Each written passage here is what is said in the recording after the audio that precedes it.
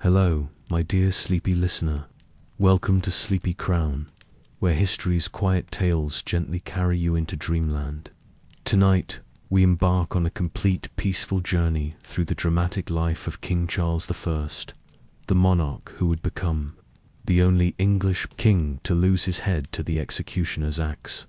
We'll softly explore the full arc of his remarkable story, from his fragile birth in Scotland, an unexpected rise to the throne, through his conflicts with Parliament and the devastating civil wars, to his unprecedented trial and execution that shocked all of Europe and temporarily abolished the English monarchy itself.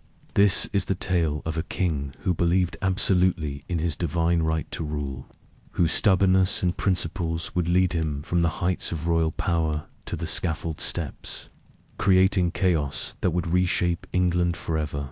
Before you drift away into peaceful slumber, please take a moment to like this video, leave a gentle comment about what you think of Charles's tragic story, and subscribe to keep these soothing historical tales coming your way. So cozy up, close your eyes, and let these gentle whispers from the 17th century, spanning from royal palaces to Civil War battlefields to the final scaffold, lull you into restful sleep. If you're new here, welcome to the Sleepy Crown family. Charles, later known as King Charles I of England, entered this world on a cold November evening in 1600 at Dunfermline Palace in the ancient kingdom of Scotland. The infant who would one day lose his head to the executioner's axe was born into the House of Stuart, his arrival marking the beginning of a life that would forever alter the course of British history. His father, James VI of Scotland, had ruled that northern realm since his own infancy in the turbulent 1560s, a learned man with a passion for theology and political theory. James possessed an unwavering belief in the divine right of kinship, conviction he would pass down to his son with fateful consequences. Charles's mother, Queen Anne, brought Danish royal blood to the union, having married James in 1589 in a ceremony that had strengthened Scotland's ties to the continental Protestant powers. The child born that November night was not expected to wear a crown.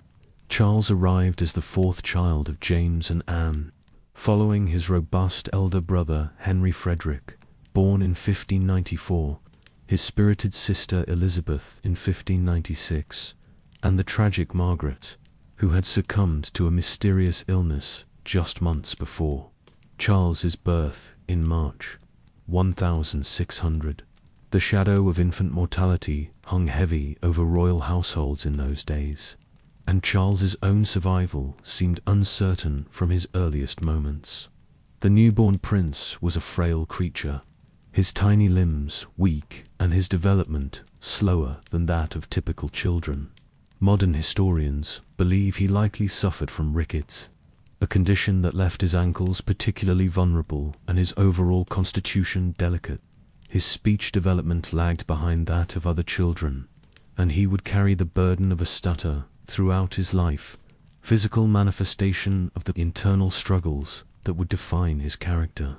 Charles's earliest years unfolded in the ancient halls of Scottish palaces, where the court had gradually settled after centuries of itinerant rule.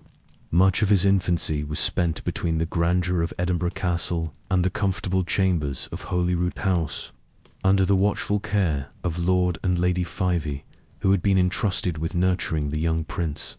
These early guardians provided the stability and affection that would prove crucial during the transformative years ahead. The Scottish court of Charles's childhood was a place where Highland traditions mingled with Renaissance learning, where Gaelic echoes could still be heard alongside scholarly Latin debates.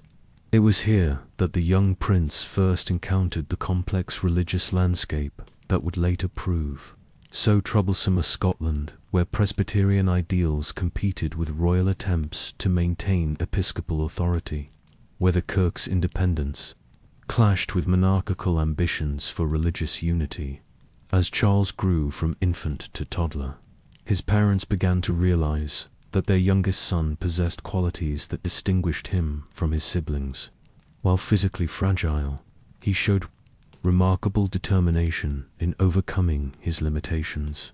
His efforts to walk, to speak clearly despite his stutter, and to participate in the activities expected of a royal prince revealed an iron will beneath his delicate exterior. The child's personality began to emerge during these formative years. Complex blend of sensitivity and stubbornness, of intellectual curiosity and emotional reserve. Those who observed him noted his tendency toward solitude, his preference for quiet contemplation over boisterous play. Even as a small child, Charles seemed to carry himself with a dignity that bordered on aloofness, as if he instinctively understood that he was different from others around him. The religious atmosphere of his early childhood would prove profoundly influential. The Scottish court, though officially Protestant, retained many ceremonial elements that harked back to older traditions. Young Charles was exposed to formal religious observance, elaborate rituals, and the notion that monarchy itself was a sacred institution ordained by divine will. These early impressions would later crystallize into an unshakable belief in his own divine appointment as king. The palace life of his youth was punctuated by the rhythms of royal ceremony and the constant presence of courtiers, servants, and petitioners. Charles learned early that his every action was observed, his every word weighed for significance.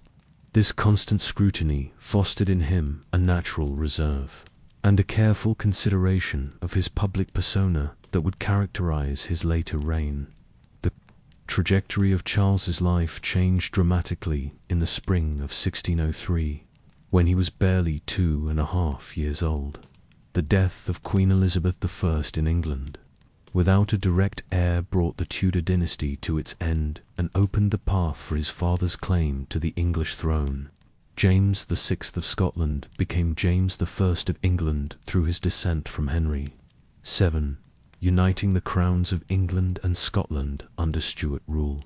The royal family's departure for London in April 1603 was a momentous occasion, marking the end of Scotland's independence as a sovereign kingdom and the beginning of a new chapter in British history.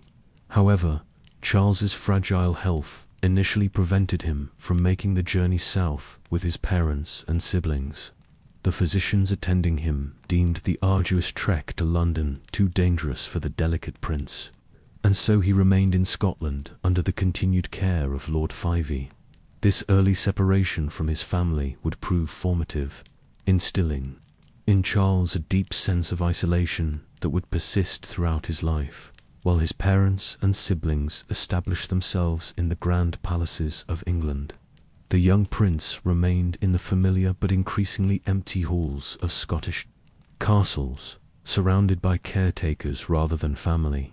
The contrast between his solitary existence in Scotland and the glittering court life his family was experiencing in London may have contributed to his later desire for absolute control and his difficulty in forming meaningful political relationships. By 1604, when Charles had reached the age of 3.5, his physical condition had improved sufficiently to warrant the journey to England. The decision to bring him south was not made lightly. Court physicians examined him thoroughly, testing his ability to walk the length of Dunfermline Palace's Great Hall without assistance. Only when he demonstrated this physical milestone was he deemed strong enough for the journey that would reunite him with his family. The young prince's departure from Scotland in mid-July 1604 marked the end of his connection to his birthplace. Unlike his father, who retained strong emotional and political ties to Scotland throughout his reign, Charles would become thoroughly Anglicized, viewing Scotland more as a problematic appendage to his English realm than as an integral part of his inheritance. This attitude would later contribute significantly to the conflicts that destroyed his reign. Upon his arrival in England, Charles was placed under the care of Elizabeth, Lady Carey, wife of the courtier Sir Robert Carey. Lady Carey proved to be an excellent guardian, addressing the prince's physical limitations with practical solutions. Most notably, she commissioned special boots made of Spanish leather and brass, designed to strengthen his weak ankles and improve his gait. This attention to his physical development reflected the court's awareness that the young prince, despite being only the spare heir, required careful nurturing to ensure his survival and eventual usefulness to the crown. The transformation of Charles's daily life upon arriving in England was profound. The intimate, relatively informal Scottish court gave way to the elaborate ceremony and complex hierarchy of the English royal household. The Palace of Whitehall, where he now resided, was a vast complex housing thousands of courtiers, servants, and officials. The young prince found himself in a world where every aspect of royal life was governed by intricate protocols, and where his every need was attended to by a small army of servants. Charles's formal education began in earnest once he was settled in England, reflecting the humanist ideals that dominated European royal pedagogy in the early 17th century.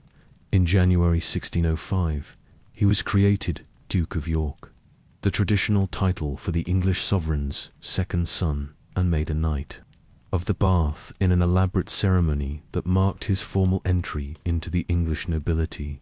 These honors carried with them not just titles but expectations. Charles was now being groomed for a life of service to the crown, whether as a supportive brother to the future king or as a ruler himself should circumstances require. The appointment of Thomas Murray as Charles's primary tutor represented a careful choice by his father. Murray, a Presbyterian Scots scholar, brought to his role both intellectual rigor and personal loyalty to the Stuart cause. Under Murray's guidance, Charles was introduced to the core subjects that formed the foundation of a princely education: classical languages, rhetoric, philosophy, mathematics, and divinity. The young prince showed particular aptitude for theological disputation, demonstrating a sharp mind for the complex religious arguments that dominated political discourse of the era. Charles's education in divinity would prove especially significant in shaping his later approach to kingship. Through intensive study of scripture and theological treatises, he developed a deep conviction that monarchical authority derived directly from God and that kings were accountable only to divine judgment. This belief in the divine right of kings, inherited from his father but refined through his own studies, would become the bedrock of his political philosophy and the source of his ultimate downfall. The classical elements of his education exposed Charles to the great works of antiquity, including the political writings of Aristotle, Cicero, and Tacitus. These texts reinforced his understanding of monarchy as the natural and divinely ordained form of government, while also introducing him to concepts of statecraft and political manipulation that he would later employ, often disastrously, in his dealings with Parliament and foreign powers. Mathematical studies, while perhaps seeming mundane, actually played a crucial role in developing Charles's appreciation for order, precision, and systematic thinking. These qualities would later manifest in his love of elaborate court ceremonial and his belief that proper governance required detailed attention to protocol and hierarchy. His mathematical training also contributed to his later interest in architecture and artistic patronage, as he developed an eye for proportion and aesthetic harmony. Despite his academic achievements, Charles continued to struggle with the physical limitations that had marked his early childhood. His speech impediment remained pronounced, requiring constant effort to overcome. Court observers noted that he spoke slowly and deliberately, carefully, choosing his words to minimize the impact of his stutter. This careful speech pattern contributed to an impression of thoughtfulness and gravity that would characterize his public persona. Throughout his life, the young prince's efforts to master courtly arts such as horsemanship and swordsmanship reflected Both his determination to overcome his physical limitations and his understanding of the expectations placed upon royal males. Under the guidance of skilled instructors, Charles gradually developed competence in riding and fencing, though he would never match the natural athleticism of his elder brother, Henry Frederick. These accomplishments were hard-won victories that instilled in him a pride in personal achievement and a belief that will and determination could overcome any obstacle. No aspect of Charles's early development was more significant than his relationship with his elder brother, Henry Frederick, Prince of Wales. Born in 1594, Henry was everything that Charles was not: physically robust, naturally charismatic, and seemingly destined for greatness. The elder prince stood tall and strong, his presence commanding attention wherever he appeared, while Charles remained small and reserved, often overshadowed by his brother's magnetic personality. Henry Frederick represented the ideal of Renaissance princeship, combining physical prowess with intellectual curiosity and political acumen. He excelled at martial arts, spoke multiple languages fluently, and demonstrated a natural ability to connect with people across the social spectrum. Foreign ambassadors consistently reported on his impressive bearing and obvious fitness for kingship, while courtiers competed for his attention and favor. For young Charles, Henry Frederick was simultaneously an inspiration and a source of deep insecurity. The younger prince adored his brother, studying his every gesture and attempting to emulate his confident bearing. Court observers noted Charles's obvious hero worship, his eagerness to follow Henry Frederick around the palace and participate in whatever activities his brother was engaged in. This devotion was both touching and telling, revealing Charles's deep need for approval and his understanding of his own secondary status. The contrast between the brothers extended beyond their physical differences to encompass their approaches to religion and politics. Henry Frederick, while certainly Protestant in his beliefs, showed a pragmatic flexibility in religious matters that suggested he would be able to work effectively with the diverse religious factions within his future kingdoms. Charles, by contrast, even as a child, showed signs of the rigid adherence to principle that would later make compromise so difficult for him. Henry Frederick's court began to develop as a distinct center of power within the royal household, attracting young nobles, scholars, and artists who saw in the Prince of Wales the promise of a glorious future reign. This emerging alternative power structure provided Charles with his first exposure to the complex dynamics of court politics, as he observed how loyalty and favor could shift based on proximity to potential future authority. The Prince of Wales also demonstrated an early interest in overseas exploration and colonial ventures, supporting expeditions to the New World and showing enthusiasm for the expansion of English influence abroad. This global perspective would contrast sharply with Charles's later tendency to focus primarily on domestic affairs and his relative lack of interest in colonial expansion. The difference in their worldviews suggested that England under Henry Frederick might have pursued a very different path in international relations. Perhaps most significantly, Henry Frederick showed an intuitive understanding of the need to work with Parliament and the broader political nation to achieve his goals. Even as a teenager, he demonstrated skills in building consensus and managing competing interests that suggested he would be able to navigate the complex relationship between Crown and Parliament that had developed under his father's reign. Charles, observing these interactions, seemed to draw different lessons, focusing more on the dignity and authority of royal prerogative than on the practical necessities of political compromise. The relationship between the brothers was complicated by the competitive atmosphere of court life, where their respective strengths and weaknesses were constantly being evaluated and compared. while Henry Frederick generally treated his younger brother with kindness and affection. There were inevitably moments when Charles felt the sting of unfavorable comparisons. These experiences contributed to his developing sense that he must prove himself worthy through absolute dedication to principles and unwavering commitment to royal dignity. The event that would most profoundly shape Charles's character and future reign occurred in November 1612, when he was approaching his 12th birthday. The royal family was in the midst of elaborate preparations for the wedding of their daughter Elizabeth to Frederick, Elector Palatine of the Rhine. The marriage represented a significant diplomatic achievement, strengthening Protestant alliances in Europe and positioning England as a major player in continental politics.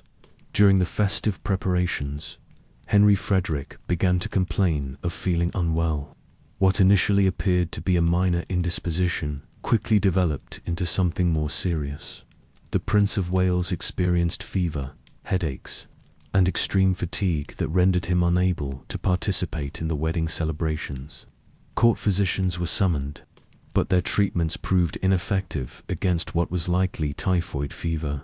Though the exact nature of his illness has never been definitively established, as Henry Frederick's condition deteriorated, the atmosphere at court shifted from celebration to anxiety.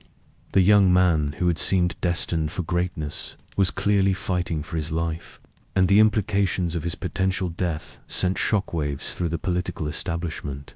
Foreign ambassadors reported urgent consultations among courtiers as the reality of Charles's possible succession began to sink in.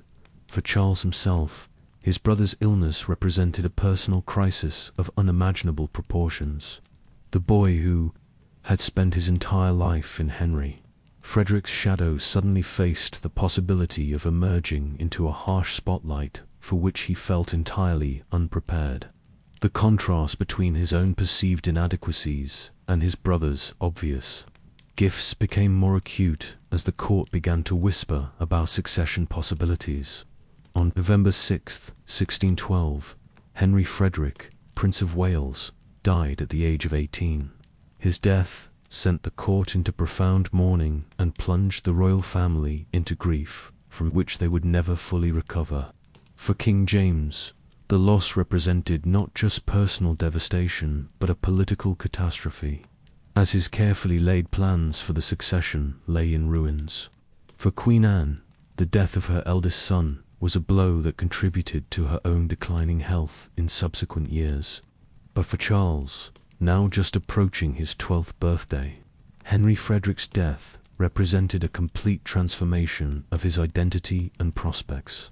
The shy, stammering younger son was suddenly thrust into the position of heir apparent to 3 kingdoms. The weight of this new responsibility, combined with his grief over his brother's death, created a psychological burden that would influence every decision of his later reign. The immediate aftermath of Henry Frederick's death saw Charles automatically acquire the various titles that belonged to the eldest surviving son of the sovereign. He became Duke of Cornwall and Duke of Rothesay, ancient titles that carried with them vast estates and significant political responsibilities. In November 1616, he was formally created Prince of Wales and Earl of Chester, completing his transformation from spare heir to the future king. This sudden elevation brought with it a complete restructuring of Charles's education and daily life. Where previously his tutors had focused on preparing him for a life of service to his brother's reign, they now needed to prepare him for sovereignty itself. The curriculum expanded to include intensive training in statecraft, diplomatic protocol, and the practical aspects of governing 3 distinct kingdoms with their own laws, customs, and political traditions. The psychological impact of this transformation cannot be overstated. Charles had spent his entire conscious life defining himself in relation to his brother, measuring his own worth against Henry Frederick's obvious superiority. With his brother's death, Charles lost not only a beloved family member, but also the stable framework that had given meaning to his existence. The insecurity and self-doubt that this loss engendered would manifest throughout his reign as an excessive concern with dignity, authority, and the respect due to his position. The grief that Charles experienced over his brother's death also contributed to his increasing religious devotion. He began to spend more time in private prayer and religious study, developing the deep personal piety that would characterize his adult life. This religious intensity provided him with comfort during his bereavement, but also reinforced his belief in divine providence and his own sacred destiny as a divinely appointed monarch. As Charles settled into his new role as heir apparent, the question of his eventual marriage became a matter of paramount importance to English foreign policy. In the complex diplomatic landscape of early 17th century Europe, royal marriages served as crucial tools for building alliances, securing peace agreements, and advancing national interests. For a prince who would one day rule England, Scotland, and Ireland, the choice of a bride would have implications that extended far beyond personal happiness. The most significant matrimonial possibility that emerged during Charles's teenage years was the proposed union with Infanta Maria, Anna of Spain, daughter of King Philip III. The Spanish match, as this proposed alliance came to be known, represented a dramatic shift in English foreign policy that would align Protestant England with Catholic Spain, the dominant European power of the era. The negotiations for this marriage would consume much of the decade following Henry Frederick's death and would ultimately play a crucial role in shaping Charles's character and worldview. King James I's enthusiasm for the Spanish match stemmed from multiple considerations. Spain's wealth, derived from its vast American empire, promised substantial financial benefits for cash-strapped England. The match might also provide leverage in securing the restoration of his daughter, Elizabeth, and son-in-law Frederick to their lost territories in the Palatinate, from which they had been driven during the early stages of the 30 Years' War. Additionally, James harbored hopes that an alliance with Spain might position him as a mediator in the great religious conflicts tearing Europe apart. However, the proposed Spanish marriage faced fierce opposition from significant segments of English society.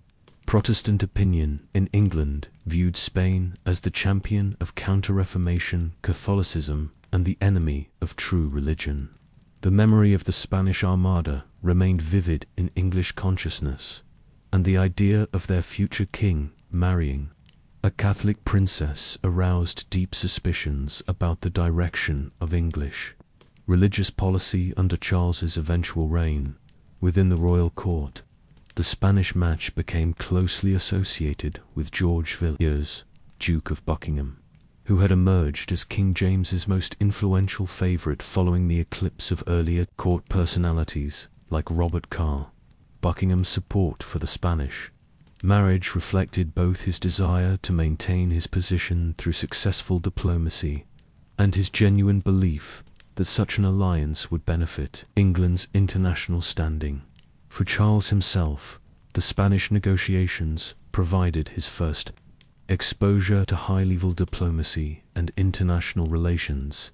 As the proposed bridegroom, he was intimately involved in discussions about the terms of the marriage contract, the religious provisions that would govern his wife's position in England, and the broader political implications of the alliance. These negotiations gave him valuable experience in the arts of statecraft, while also exposing him to the complex relationship between religious belief and political necessity that characterized European diplomacy. The Spanish court's approach to the marriage negotiations revealed much about the balance of power in early 17th century Europe. Spain, secure in its position as the continent's dominant Catholic power, could afford to make extensive demands regarding the terms under which the marriage would proceed. These demands included guarantees for the Infanta's religious freedom, the establishment of a Catholic chapel within the English royal household, and various political concessions that would effectively align England with Spanish interests in European affairs. As the negotiations dragged on through the late 1610s and early 1620s, Charles found himself increasingly frustrated with their slow pace and uncertain outcome. The young prince, now in his early 20s, was eager to resolve the question of his marriage and move forward with his life. The prolonged uncertainty also placed him in an awkward position at court, where various factions attempted to position themselves advantageously in anticipation of the eventual resolution of the marriage question. The most dramatic episode in the Spanish marriage negotiations occurred in early 1623, when Charles and Buckingham conceived the audacious plan of travelling incognito to Madrid to complete the marriage arrangements in person. This unprecedented diplomatic mission reflected both Charles's impatience with the slow pace of formal negotiations and his romantic notion that a personal appearance at the Spanish court would sweep away all obstacles to the union. The decision to undertake this journey was made in secret, with only King James and a small circle of trusted advisors aware of the plan. Charles and Buckingham adopted false identities, styling themselves as Tom and John Smith, and set out for Spain in February 1623 with a small retinue of servants and guards. The journey itself was an adventure worthy of a romance novel, as the two young Englishmen made their way across France and through the Pyrenees to reach the Spanish capital. Their arrival in Madrid created a sensation at the Spanish court, where the sudden appearance of the English heir apparent caused both excitement and consternation. King Philip IV, who had recently ascended to the Spanish throne, received his unexpected guests with formal courtesy but private skepticism about their motives and the wisdom of their enterprise. The Spanish nobility, meanwhile, found themselves hosting visitors whose presence created numerous opportunities for diplomatic advancement or catastrophic mistake. For Charles, the experience of the Spanish court proved to be a revelation that would influence his approach to kingship for the rest of his life. The Habsburg court in Madrid represented the pinnacle of European royal magnificence, with elaborate ceremonial protocols that emphasized the sacred nature of monarchy and the vast distance between sovereign and subject. The Spanish king moved through his daily routine surrounded by an atmosphere of religious devotion and political absolutism that appealed strongly to Charles's developing conception of royal dignity. The artistic treasures of the Spanish royal collection also made a profound impression on the young English prince. The Habsburg rulers had assembled one of Europe's finest collections of Renaissance art, including masterpieces by Titian, Velázquez, and other masters. Charles's exposure to these works awakened in him a passion for artistic patronage that would later lead him to assemble one of the greatest art collections in English history, though at enormous cost to the royal treasury. Perhaps most significantly, Charles observed firsthand the operation of an absolutist monarchy where the king's will was supreme and parliamentary institutions played no meaningful role in governance. The Spanish system of government, with its emphasis on royal prerogative and bureaucratic efficiency, stood in stark contrast to the more consultative traditions that had developed in England. This exposure to alternative models of monarchy would later manifest in Charles's efforts to rule without parliament during his personal rule of the 1630s. The Commons' decision to grant these duties for only 1 year represented a significant departure from precedent and a clear signal that Parliament intended to maintain ongoing supervision over royal finances. For Charles, this conditional grant felt like an insult to his royal dignity and an unacceptable limitation on his prerogative. Religious issues also complicated Charles's early parliamentary relations.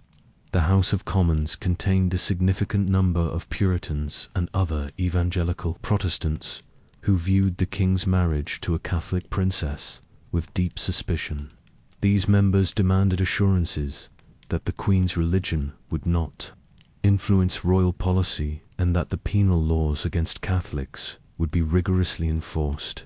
Charles's reluctance to provide such assurances, combined with his obvious affection for his Catholic wife, fueled suspicions about his own religious commitments. The war with Spain that Charles and Buckingham had advocated proved to be another source of parliamentary discontent. The disastrous naval expedition to Cadiz in the autumn of 1625, led by Buckingham himself, ended in complete failure and enormous expense. Parliament's criticism of this military catastrophe focused not only on its strategic futility but also on the financial incompetence and personal enrichment that appeared to characterize Buckingham's management of the war effort. Charles's response to parliamentary criticism revealed the fundamental misunderstanding of English political traditions that would plague his entire reign. Rather than accepting Parliament's right to criticize royal policy and seeking to build consensus through compromise and explanation, Charles viewed parliamentary opposition as a personal affront and an illegitimate challenge to his divinely appointed authority.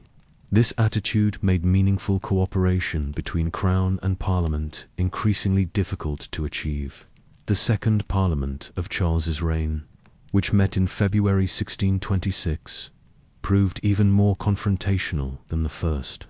The House of Commons launched direct impeachment proceedings against Buckingham, charging him with incompetence, corruption, and abuse of power.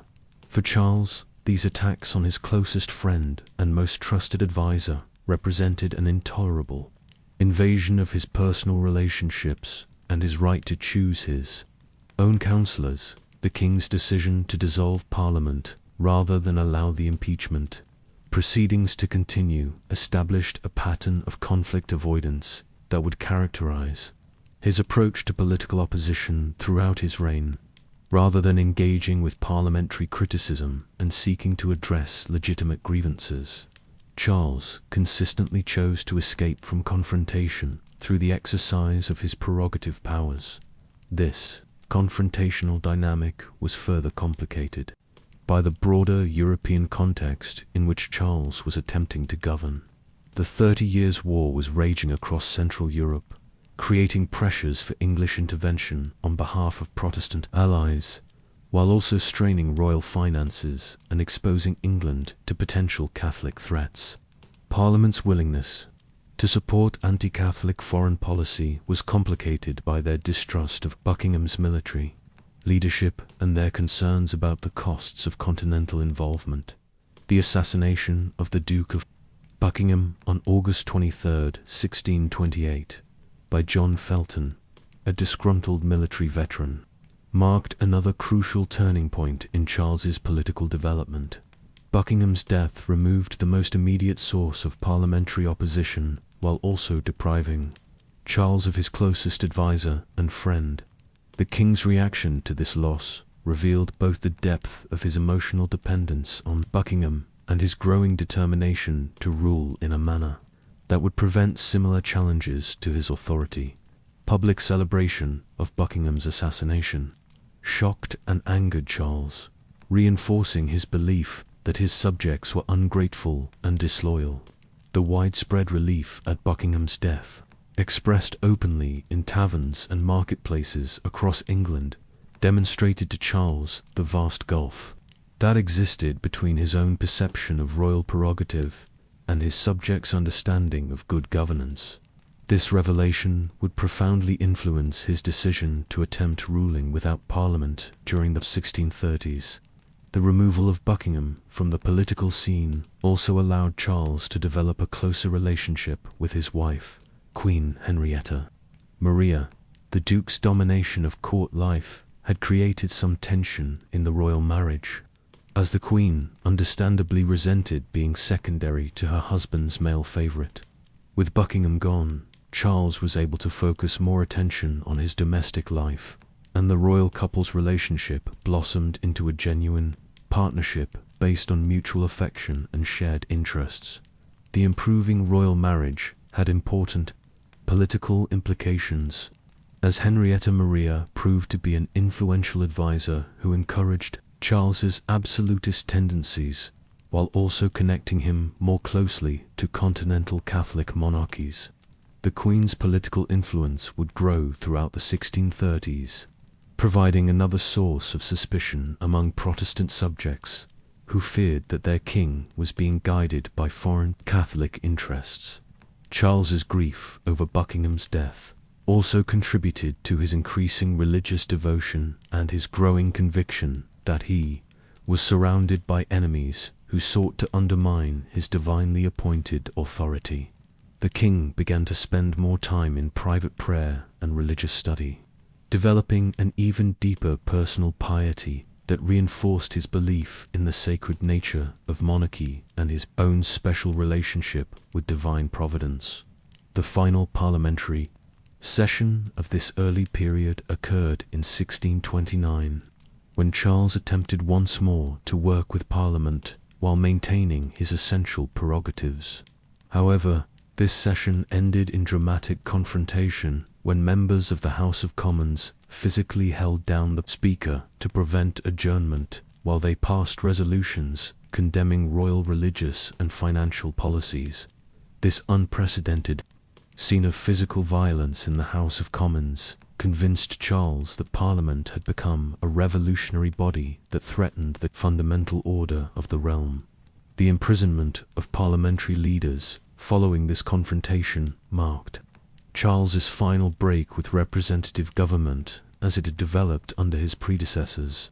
The king's decision to rule without Parliament was not initially conceived as a permanent arrangement, but as events unfolded during the 1630s, it became increasingly clear that Charles viewed parliamentary cooperation as incompatible with proper royal authority.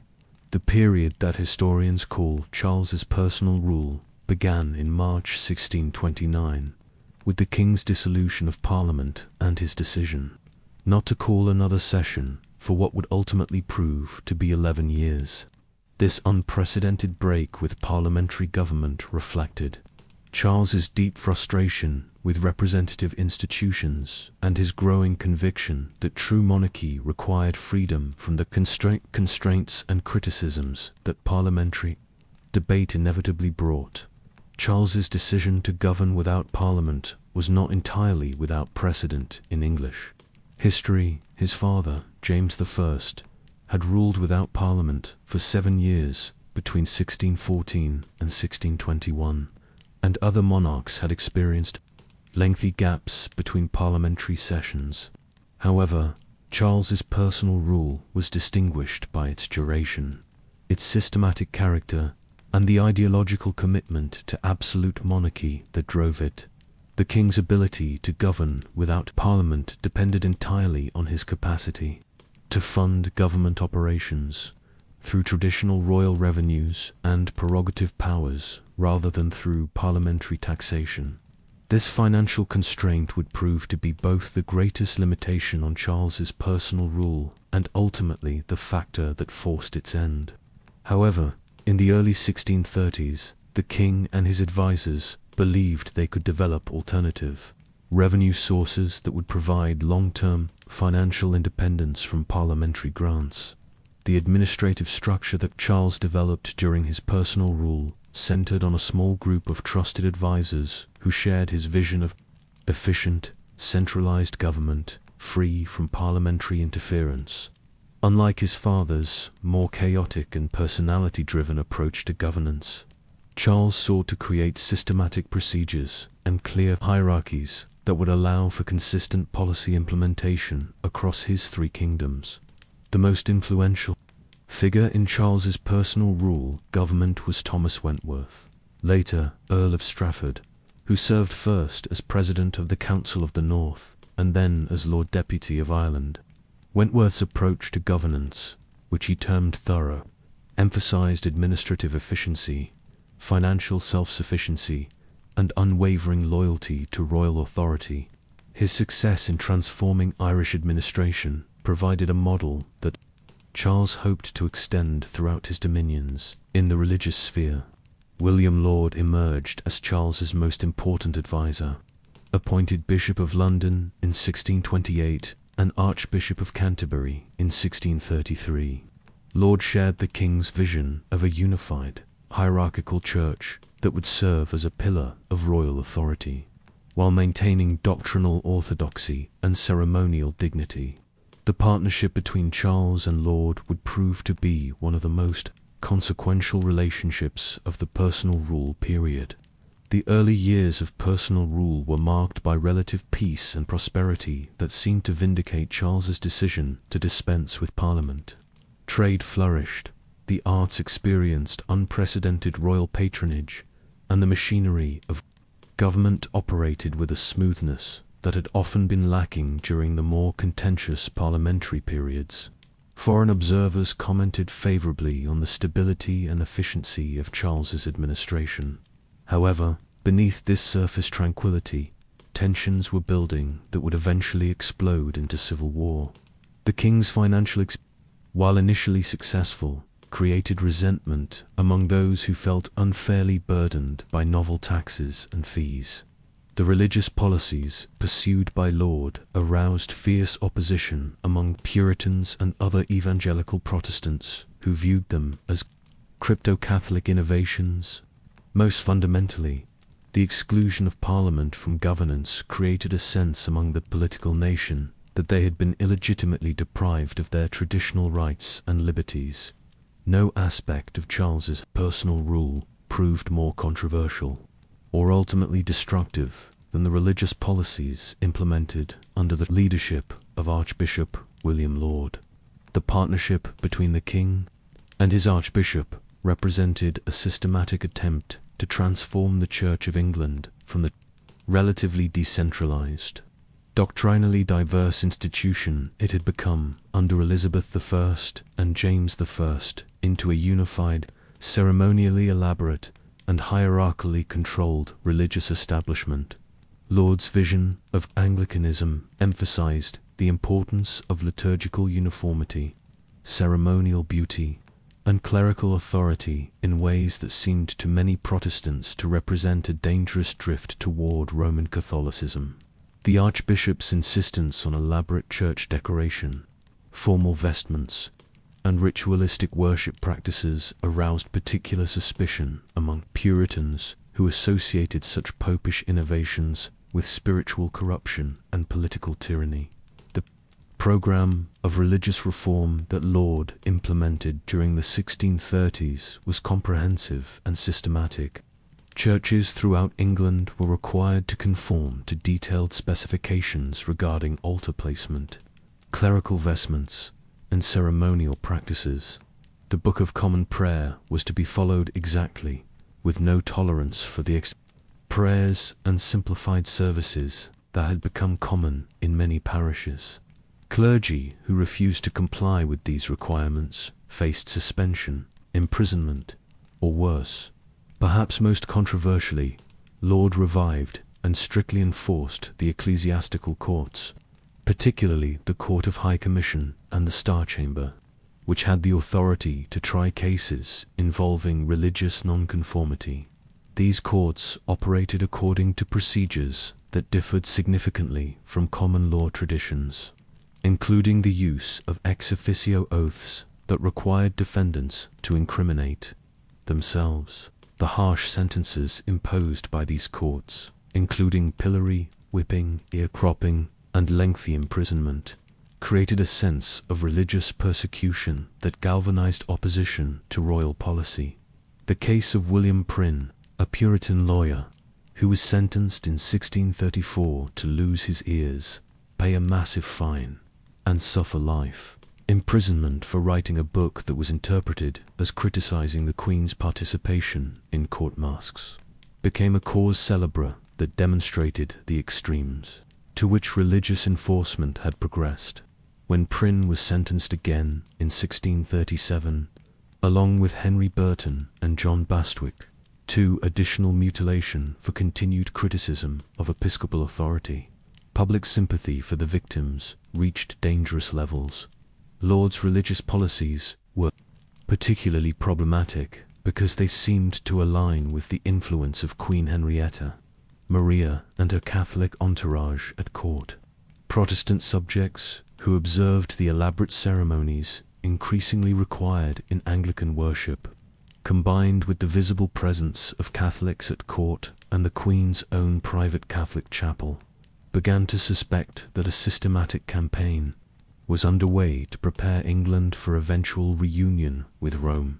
The Archbishop's efforts to suppress Puritan preaching and replace it with formal liturgical worship also had the unintended consequence of driving religious opposition underground or overseas. Many Puritan ministers lost their livings during the 1630s, creating a displaced class of religious leaders who would later provide intellectual and organizational leadership for opposition to royal authority. Similarly, the emigration of thousands of Puritans to New England during this period represented a significant loss of human capital and created overseas centers of anti-royalist sentiment. The international implications of Laudian religious policy were equally troubling for Charles's long-term position. Protestant opinion throughout Europe viewed the changes in English religious practice with alarm, seeing them as evidence that England was abandoning its role as a defender of reformed religion. This perception complicated Charles's foreign policy and reduced his ability to build alliances with other Protestant powers during a period when the 30 Years' War was reshaping the European balance of power. Perhaps most dangerously, Laud's determination to extend religious uniformity to Scotland demonstrated a fundamental misunderstanding of the religious and political culture that had developed in that kingdom since the Reformation. The Scottish Kirk had evolved along Presbyterian lines that emphasized congregational autonomy and clerical equality in ways that were fundamentally incompatible with episcopal authority. The attempt to impose English religious practices on Scotland would ultimately trigger the conflicts that destroyed Charles's personal rule. The success of Charles's personal rule depended entirely on his ability to fund government operations without parliamentary taxation, a challenge that required both creative interpretation of traditional royal prerogatives and development of entirely novel revenue sources. The king and his advisors approached this challenge with remarkable ingenuity, implementing a range of financial expedients that successfully maintained government solvency for most of the 1630s, while also creating deep resentment among those who bore the costs of these policies. The most systematic of Charles's financial innovations was the revival and extension of ship money, a traditional levy that had historically been imposed on coastal communities during times of national emergency to fund naval defense. Charles's genius lay in arguing that the prerogative that allowed him to demand ship money during emergencies also permitted him to collect it during peacetime as a form of preventive defense against potential threats.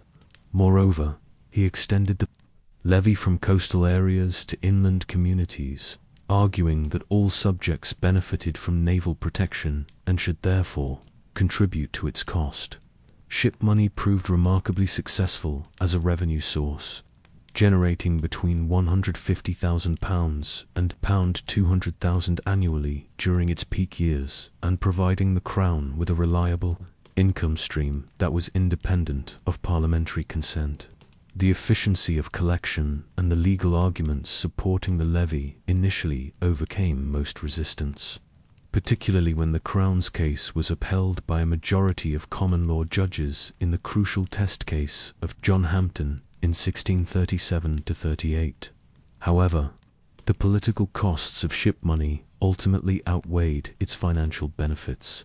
The levy was widely perceived as an illegal tax imposed without parliamentary consent, violating fundamental principles of English constitutional law that limited royal taxation powers. The narrow margin of the judicial decision in Hampden Case 7 votes to 5 demonstrated that even legal opinion was divided about the legitimacy of the policy. More broadly, Ship money represented exactly the kind of arbitrary government that parliamentary leaders had long warned against. Charles also revived a range of other traditional but long dormant royal prerogatives to generate revenue. The disastrous of knighthood policy required all men with annual incomes above £40 to present themselves for knighthood at the royal coronation or pay substantial fines for their failure to do so.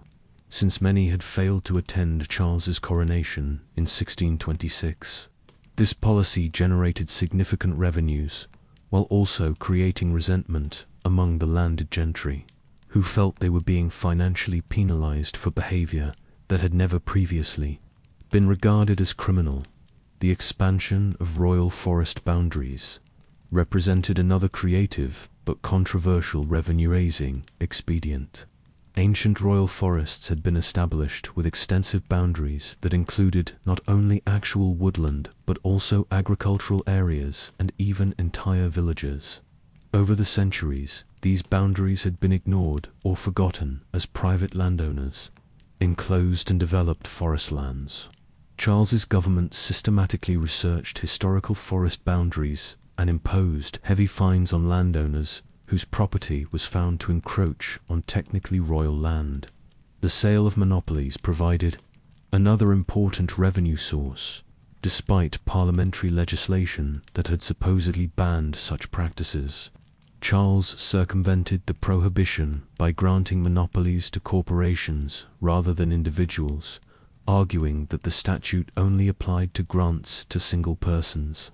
The most notorious of these grants was the soap monopoly, which became known as Popish soap because several of its backers were Catholics.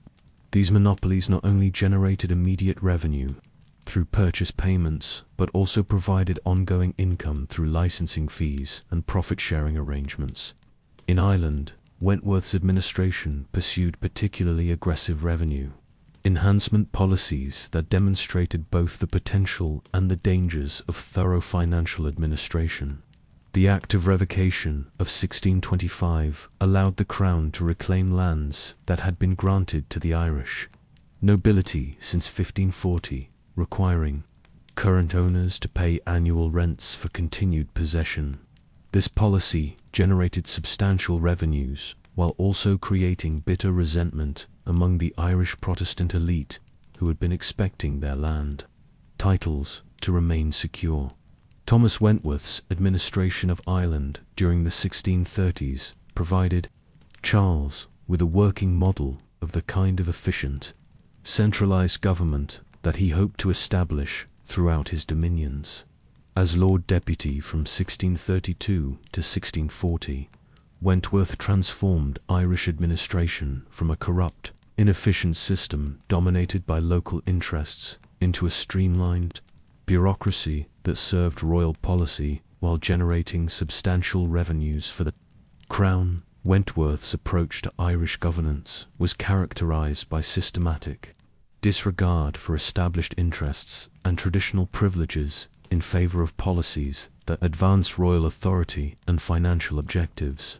He attacked corruption in the Irish administration by dismissing officials who had enriched themselves at Crown expense and implementing rigorous accounting procedures that ensured royal revenues reached the Treasury. These reforms dramatically improved the efficiency of Irish government, while also creating enemies among displaced officials and their allies. The most controversial aspect of Wentworth's Irish policy was his approach to land ownership and plantation schemes.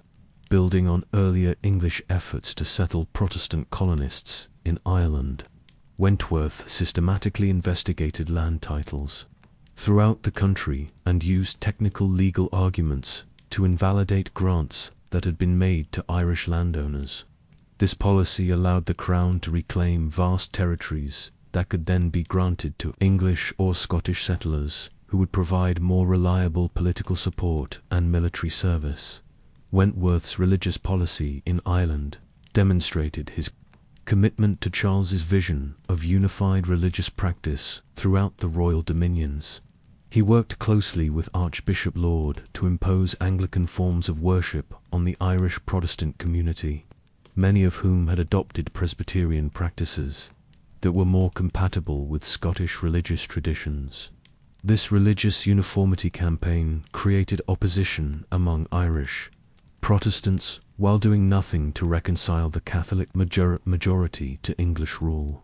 The Irish Parliament during Wentworth's tenure functioned as an entirely subordinate institution that existed primarily to provide formal approval for policies that had already been decided by the Lord Deputy and his advisers. Wentworth managed parliamentary sessions through a combination of patronage, intimidation, and procedural manipulation that ensured royal policies were approved without significant debate or modification. This parliamentary management technique provided a model that Charles hoped to eventually apply in England and Scotland. Perhaps most importantly, Wentworth's Irish administration demonstrated that systematic government could generate substantial revenues while maintaining political control, provided that administrators were willing to disregard traditional rights and privileges when they conflicted with royal objectives. The Irish treasury, which had operated at a deficit for decades, became profitable under Wentworth's management, remitting surplus revenues to England while also funding an expanded Irish army that served royal strategic interests.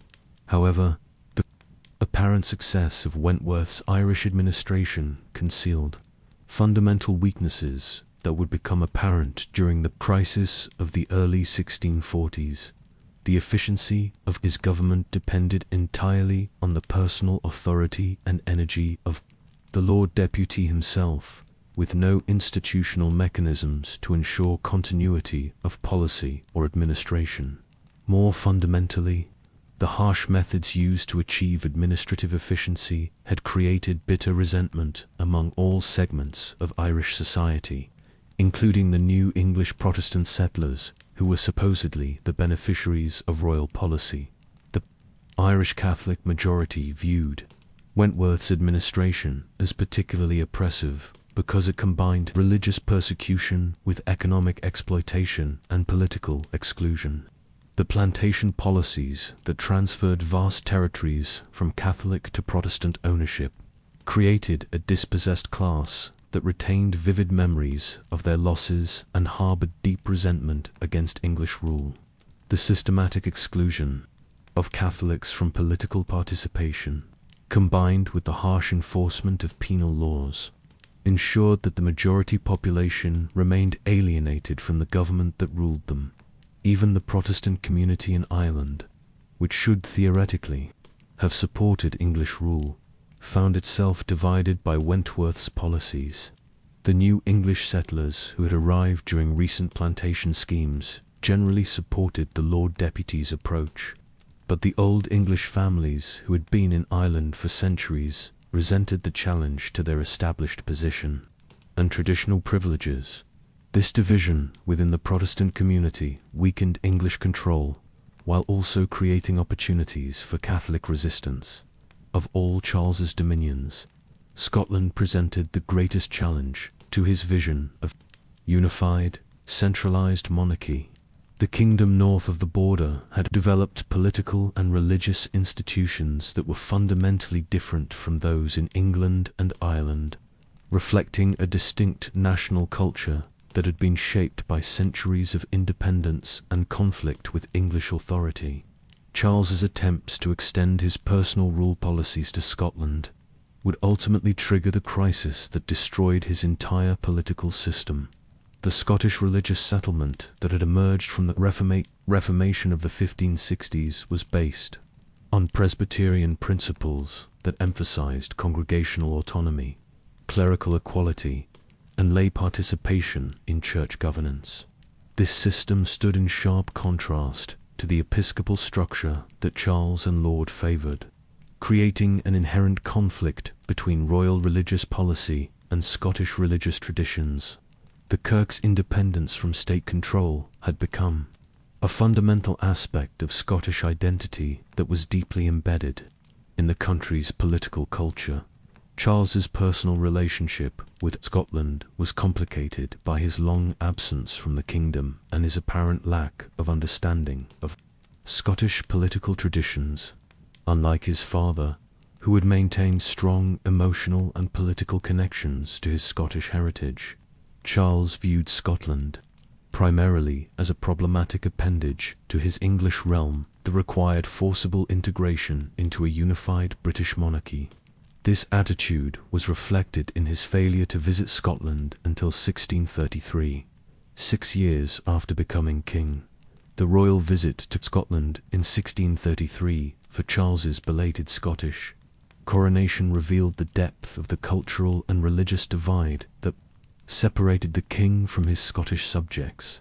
Charles insisted that the coronation ceremony follow Anglican rather than Presbyterian forms, including elaborate vestments, formal liturgy, and episcopal participation that struck many Scots as dangerously popish innovations.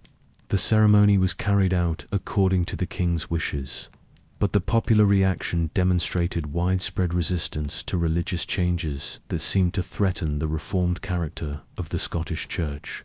Following his coronation visit, Charles began implementing policies designed to bring the Scottish Church into conformity with English religious practices. The most controversial of these policies was the attempt to revive episcopal authority in Scotland by strengthening the power of Scottish bishops and reducing the independence of Presbyterian assemblies. This episcopal campaign threatened the fundamental structure of Scottish religious life and aroused fierce resistance among clergy and laity alike. The introduction of canons for the Scottish Church in 1636 represented another step in Charles's campaign for religious uniformity. These canons, developed primarily by English advisors with limited understanding of Scottish conditions, required conformity to practices that were alien to Scottish religious traditions. The canons' emphasis on ceremonial worship, clerical hierarchy, and royal supremacy over religious matters conflicted directly with Presbyterian principles and aroused widespread opposition. However, it was Charles's decision to impose a new prayer book on Scotland in 1637 that finally triggered open resistance to royal religious policy. The Scottish Prayer Book, while technically composed by Scottish bishops, was based heavily on the English Book of Common Prayer and required forms of worship that seemed to many Scots to represent a fundamental departure from Reformed religion. The prayer book's emphasis on liturgical formality and sacramental worship appeared to introduce Catholic elements that threatened the evangelical character of Scottish Protestantism. The famous riot that erupted in St. Giles Cathedral in Edinburgh when the new prayer book was first used in July 1637 symbolized the broader Scottish rejection of royal religious policy. The traditional story of Jenny Geddes throwing her stool at the minister who attempted to read from the prayer book may be apocryphal, but the popular uprising that followed was entirely real and represented a spontaneous expression of religious and political resistance that had been building for years.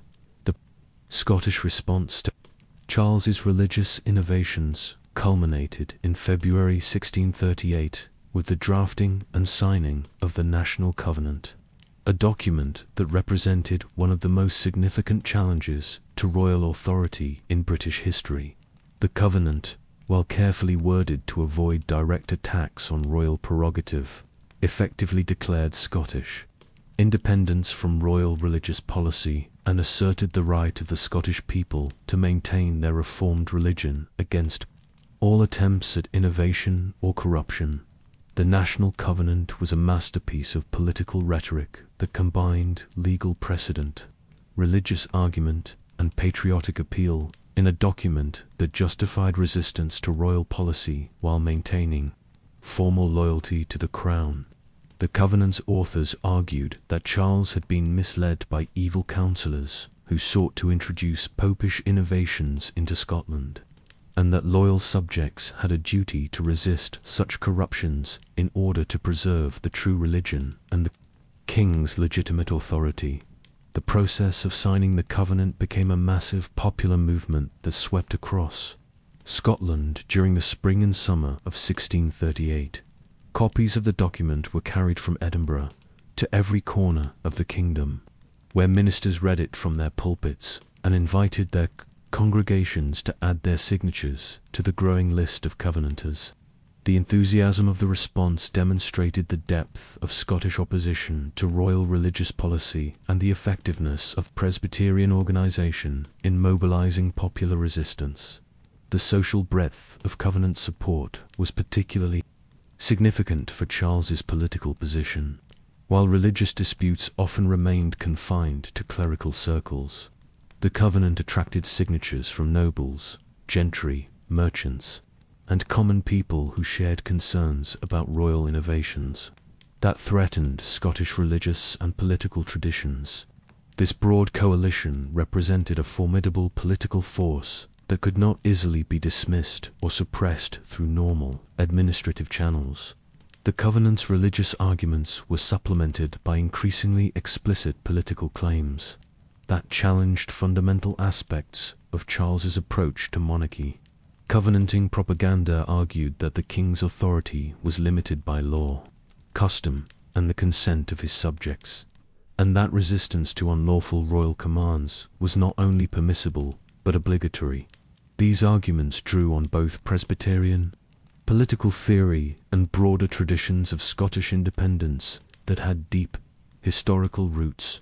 The organizational structure that emerged from the Covenant movement created an alternative government that effectively displaced royal authority. Throughout much of Scotland, covenanting committees were established in every shire and burgh to coordinate resistance to royal policy and ensure compliance with covenant obligations.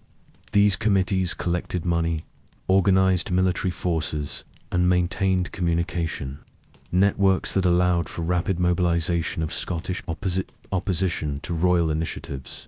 The international implications of the Scottish Covenant were equally troubling for Charles's position. The Covenanting movement attracted sympathy and support from Protestant powers throughout Europe who viewed the Scottish struggle as part of the broader conflict between Reformed religion and Catholic resurgence that was being fought in the 30 Years' War. This international dimension of the Scottish crisis threatened to involve Charles in European conflicts that he was poorly equipped to handle. Charles's response to the Scottish Covenant revealed both his fundamental misunderstanding of the crisis he faced and his inability to develop effective strategies for managing political opposition. Rather than seeking compromise or attempting to address Scottish grievances through negotiation, the king chose to interpret covenanting resistance as rebellion that required military suppression. This decision to resolve a primarily religious and political dispute through armed force virtually guaranteed that the conflict would escalate beyond any possibility of peaceful resolution. The First Bishops' War of 1639 demonstrated the weaknesses of Charles's military and financial position when confronted with organized opposition. The royal army that assembled at Berwick was poorly trained, inadequately supplied, and commanded by officers who lacked recent military experience. Many English soldiers showed little enthusiasm for fighting against fellow Protestants who claimed to be defending Reformed religion against popish innovations. The contrast with the well-organized, highly motivated Scottish Covenanting army could hardly have been more stark. The Scottish military preparations were supervised by experienced officers who had served in the European wars and who brought professional expertise that was largely lacking on the English side. Alexander Leslie, who commanded the Covenanting forces, was a veteran of Swedish service in the 30 Years' War, who understood both military strategy and the political dimensions of the conflict. Under his leadership, the Scottish army developed into a formidable force that combined military effectiveness with religious enthusiasm.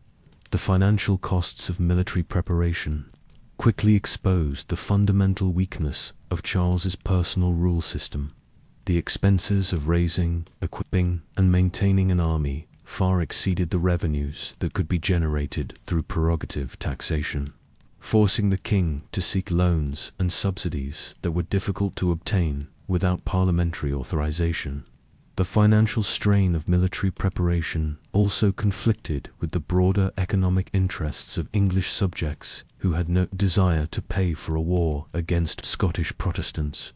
The actual military confrontation of 1639 proved to be something of an anticlimax, as both sides maneuvered cautiously without engaging in major battles. Charles, aware of his army's limitations and concerned about the costs of prolonged military action, agreed to negotiations that resulted in the Treaty of Berwick in June 1639.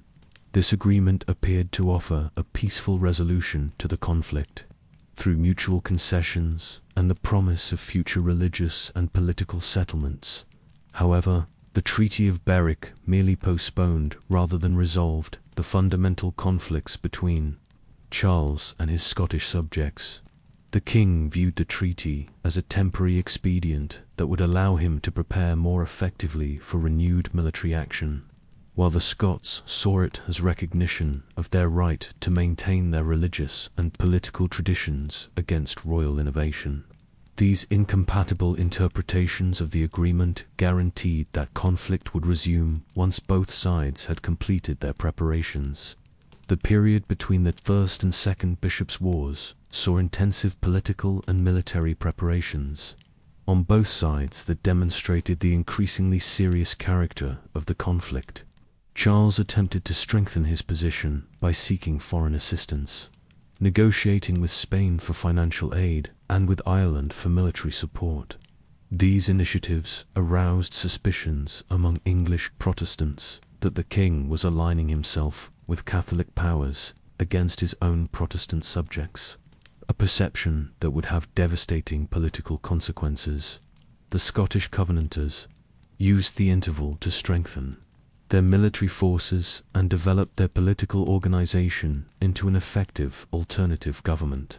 The General Assembly of the Scottish Church, meeting in defiance of royal prohibition, formally abolished episcopal authority and established a Presbyterian system that rejected any royal role in religious governance. This ecclesiastical revolution was accompanied by political developments that created institutions capable of coordinating Scottish resistance to royal authority. By 1640, the costs of military preparation and the broader economic disruption caused by political uncertainty had created a fiscal crisis that made Charles's continuation of personal rule impossible. The king's revenue sources, which had been adequate for normal governmental operations during peacetime, proved entirely insufficient for military expenditures, while also maintaining the normal functions of government. The choices facing Charles were stark: either find new sources of revenue or accept military and political defeat in Scotland. The most obvious solution to the fiscal crisis was the recall of Parliament, which alone possessed the authority to grant the taxation levels necessary to fund military operations.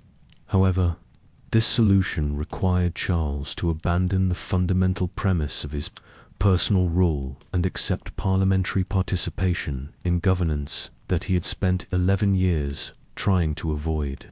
The king's reluctance to take this step reflected both his ideological commitment to absolute monarchy and his well-founded fear that Parliament would demand political and religious concessions as the price of financial support. The military and financial disasters of the Second Bishops' War left Charles with no alternative but to recall Parliament, ending 11 years of personal rule and acknowledging the bankruptcy of his attempt to govern through absolute monarchy. The decision to summon what would become known as the Long Parliament represented not simply a tactical retreat, but a fundamental admission that royal government could not function without the consent and cooperation of the political nation as represented in Parliament. The Great Council of Peers that Charles convened at York in September 1640 provided a face-saving mechanism for the recall of Parliament, while also demonstrating the king's isolation among his natural supporters. The assembled nobility, despite their theoretical commitment to royal authority, unanimously advised Charles that only Parliament could provide the financial resources necessary to resolve the Scottish crisis and restore political stability to his dominions. The elections for the Long Parliament took place in an atmosphere of unprecedented political excitement as voters throughout England and Wales recognized that they were choosing representatives who would play crucial roles in determining the future direction of government. The electoral campaigns of 1640 featured extensive discussion of the grievances that had accumulated during the personal rule period and detailed proposals for political, religious, and financial reform that went far beyond anything previously contemplated in English politics. The Parliament that assembled at Westminster on November 3, 1640, represented a political revolution that would ultimately destroy Charles's monarchy and transform the entire structure of English government. The House of Commons contained an overwhelming majority of members who were committed to comprehensive reform of royal administration and determined to prevent any return to the arbitrary government of the 1630s. The House of Lords, while more conservative in temperament, included a significant number of peers who shared parliamentary concerns about royal policy and who were prepared to support substantial limitations on royal prerogative. The Long Parliament's first major action was the impeachment of Thomas Wentworth, Earl of Strafford, whose administration of Ireland had made him the symbol of royal absolutism and arbitrary government.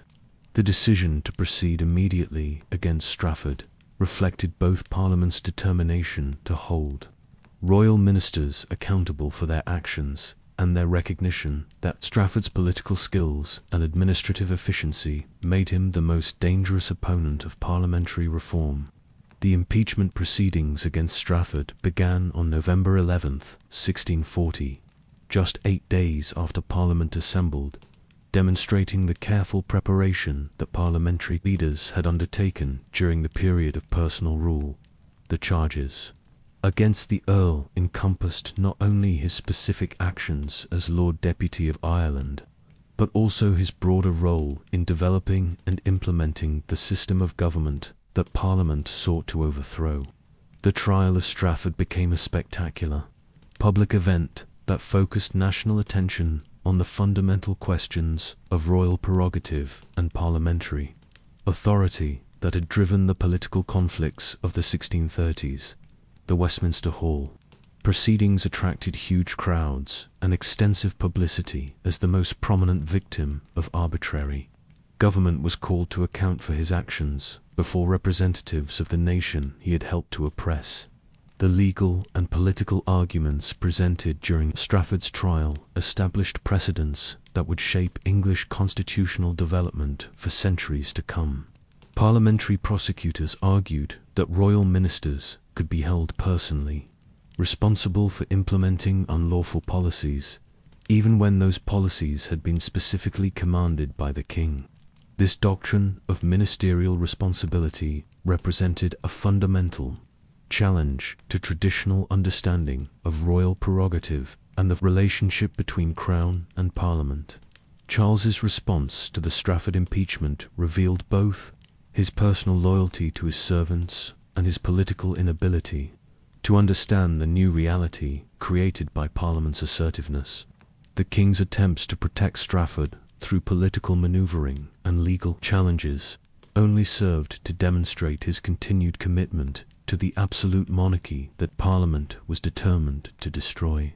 The transition from impeachment to Bill of Attainder in the spring of 1641 marked a crucial escalation in the parliamentary campaign against royal absolutism.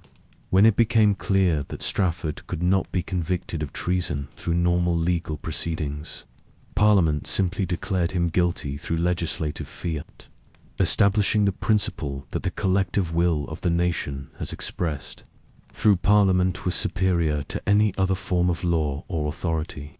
Charles's decision to sign Strafford's death warrant on May 10, 1641, represented the most humiliating defeat of his reign up to that point, and demonstrated the complete collapse of royal authority in the face of parliamentary determination.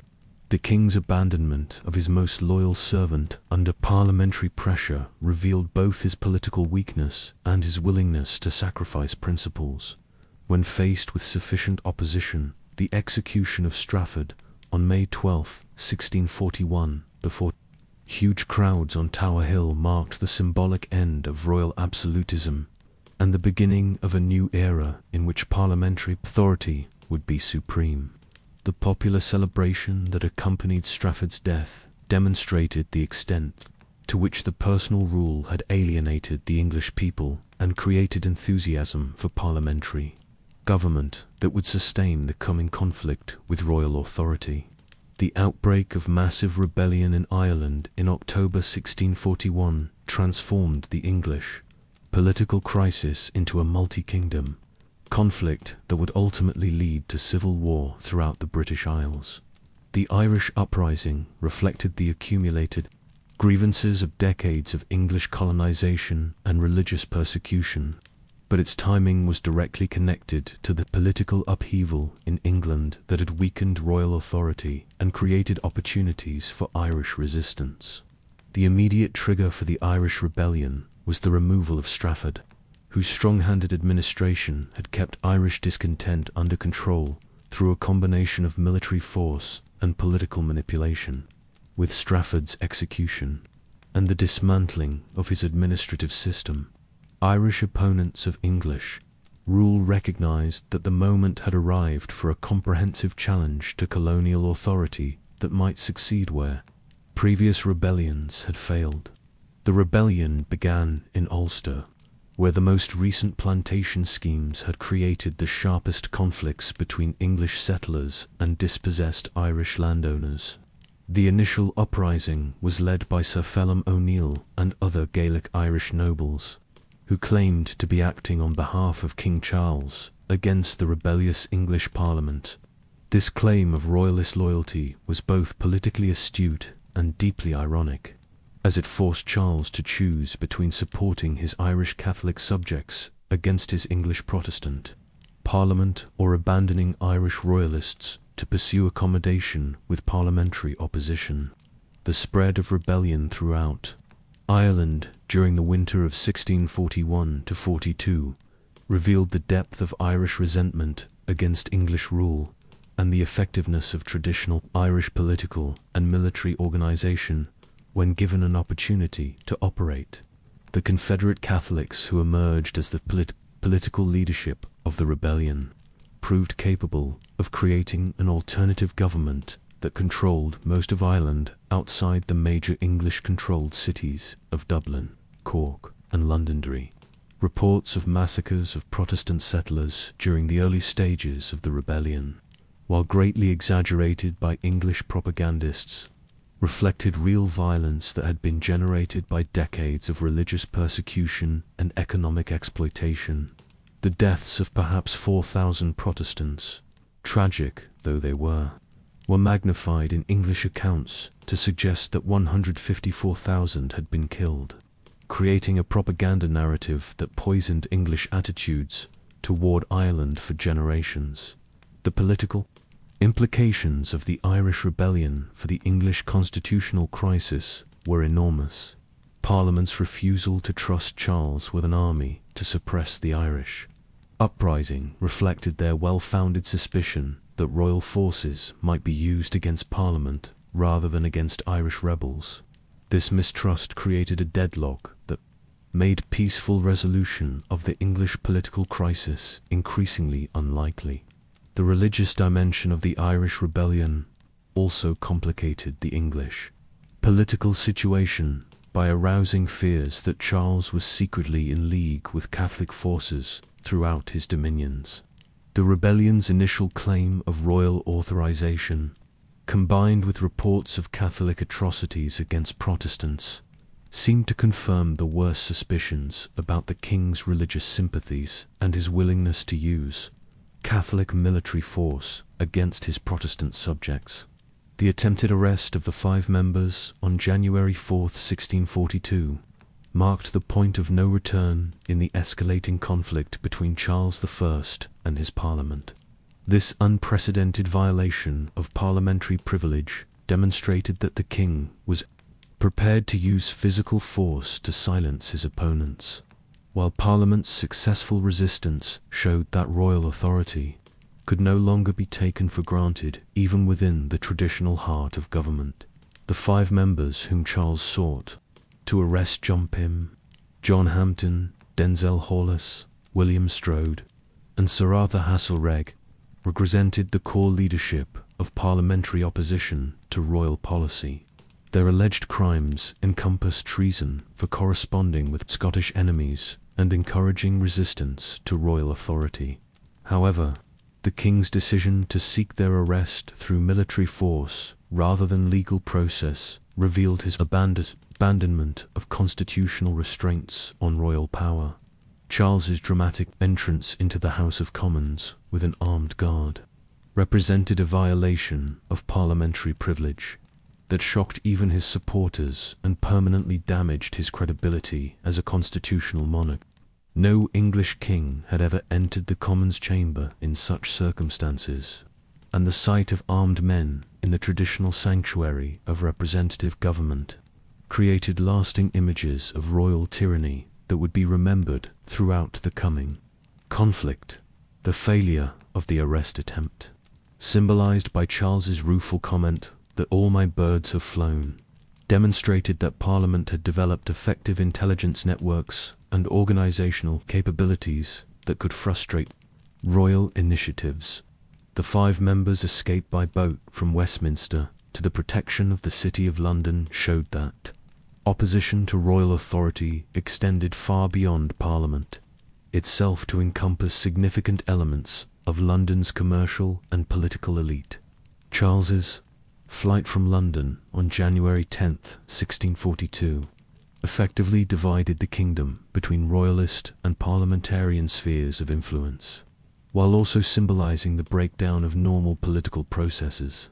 The king's departure from his capital created a power vacuum that Parliament quickly filled, while also forcing royalist supporters throughout the country to choose between loyalty to their absent king and accommodation with local parliamentary authorities. The geographical division that emerged during the spring and summer of 1642 reflected both the social and economic foundations of political allegiance and the strategic necessities of military preparation.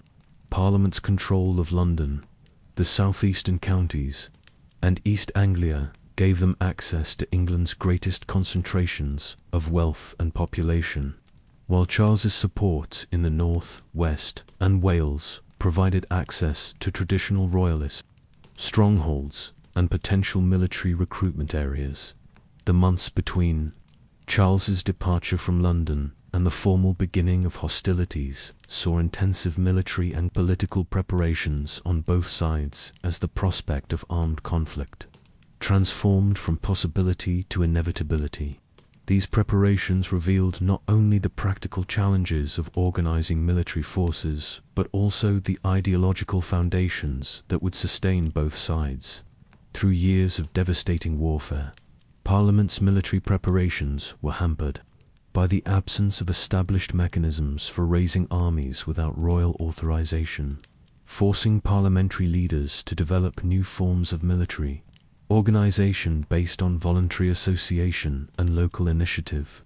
The militia ordinance passed by Parliament in March 1642 represented an attempt to create legal authority for military mobilization, but its effectiveness depended entirely on the willingness of local officials to implement parliamentary rather than royal commands. The financial resources available to Parliament proved crucial in the early stages of military preparation. Control of London's wealth and the customs revenues collected at major ports provided Parliament with access to ready cash that could be used for purchasing weapons, equipment, and supplies.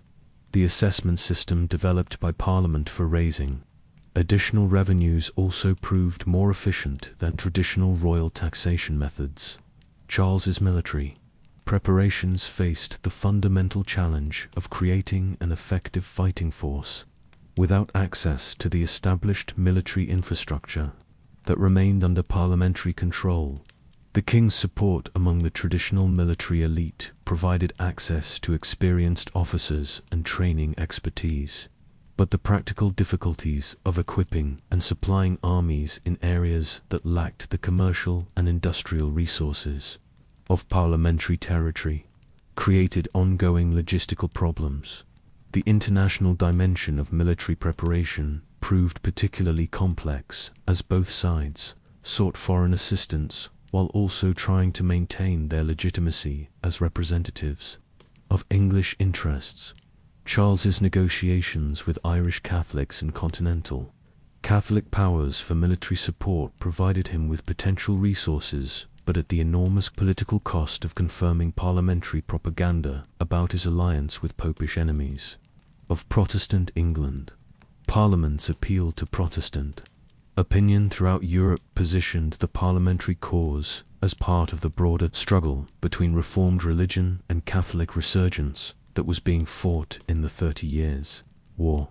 This religious framing of the conflict helped Parliament secure sympathy and some material support from Protestant powers, while also strengthening domestic support among evangelical Protestants who viewed the conflict in apocalyptic terms. The propaganda war that accompanied military preparations revealed the sophistication of political communication that had developed during the previous decades of political conflict. Both sides produced extensive pamphlet literature that sought to justify their positions, demonize their opponents, and maintain morale among their supporters. This propaganda campaign created lasting narratives about the nature of the conflict that would influence popular understanding of the Civil War for generations. Charles's decision to raise the royal standard at Nottingham on August 22, 1642, formally initiated the English Civil War, while also symbolizing his transformation from constitutional monarch to military commander in a struggle for the survival of traditional monarchy. The ceremony at Nottingham represented both a dramatic gesture of defiance against parliamentary authority and a practical necessity for legitimizing the recruitment and organization of royalist military forces. The choice of Nottingham as the location for raising the standard reflected strategic considerations about the geographical distribution of royalist support and the practical requirements of military mobilization. Nottingham's location in the English Midlands provided access to potential recruitment areas in the north and west, while also positioning royalist forces to threaten parliamentary territory in the south and east. The ceremony itself was marked by ominous signs that suggested divine disapproval of the royal cause. As a violent storm arose during the proceedings and actually blew down the standard shortly after it had been erected, these meteorological difficulties were interpreted by parliamentary propagandists as evidence of God's opposition to royal tyranny, while royalist commentators attempted to dismiss them as mere coincidence with no supernatural significance. The proclamation read at Nottingham outlined Charles's justification for taking up arms against his own subjects, emphasizing his role as defender of established law and religion against parliamentary innovation and rebellion. The king portrayed himself as the victim of illegal usurpation, who was forced to resort to military action to restore legitimate government and protect his loyal subjects from parliamentary tyranny. The immediate military results of raising the standard proved disappointing for royalist hopes, as the response to royal recruiting efforts was less enthusiastic than Charles had anticipated. The ceremonies at Nottingham attracted only a few thousand supporters, many of whom were poorly equipped and lacking in military experience. This modest beginning suggested that the royalist cause would face significant challenges in building the military strength necessary to defeat Parliament's greater resources. However, The symbolic importance of the Nottingham ceremony extended far beyond its immediate military consequences. The raising of the royal standard created a focal point for royalist loyalty throughout the kingdom, while also providing legal justification for resistance to parliamentary authority. Local royalist leaders could now claim that their actions were authorized by the king's formal declaration of war against rebellious subjects. The international reaction to the English civil wars, formal beginning, demonstrated the broader European context within which the conflict would be fought.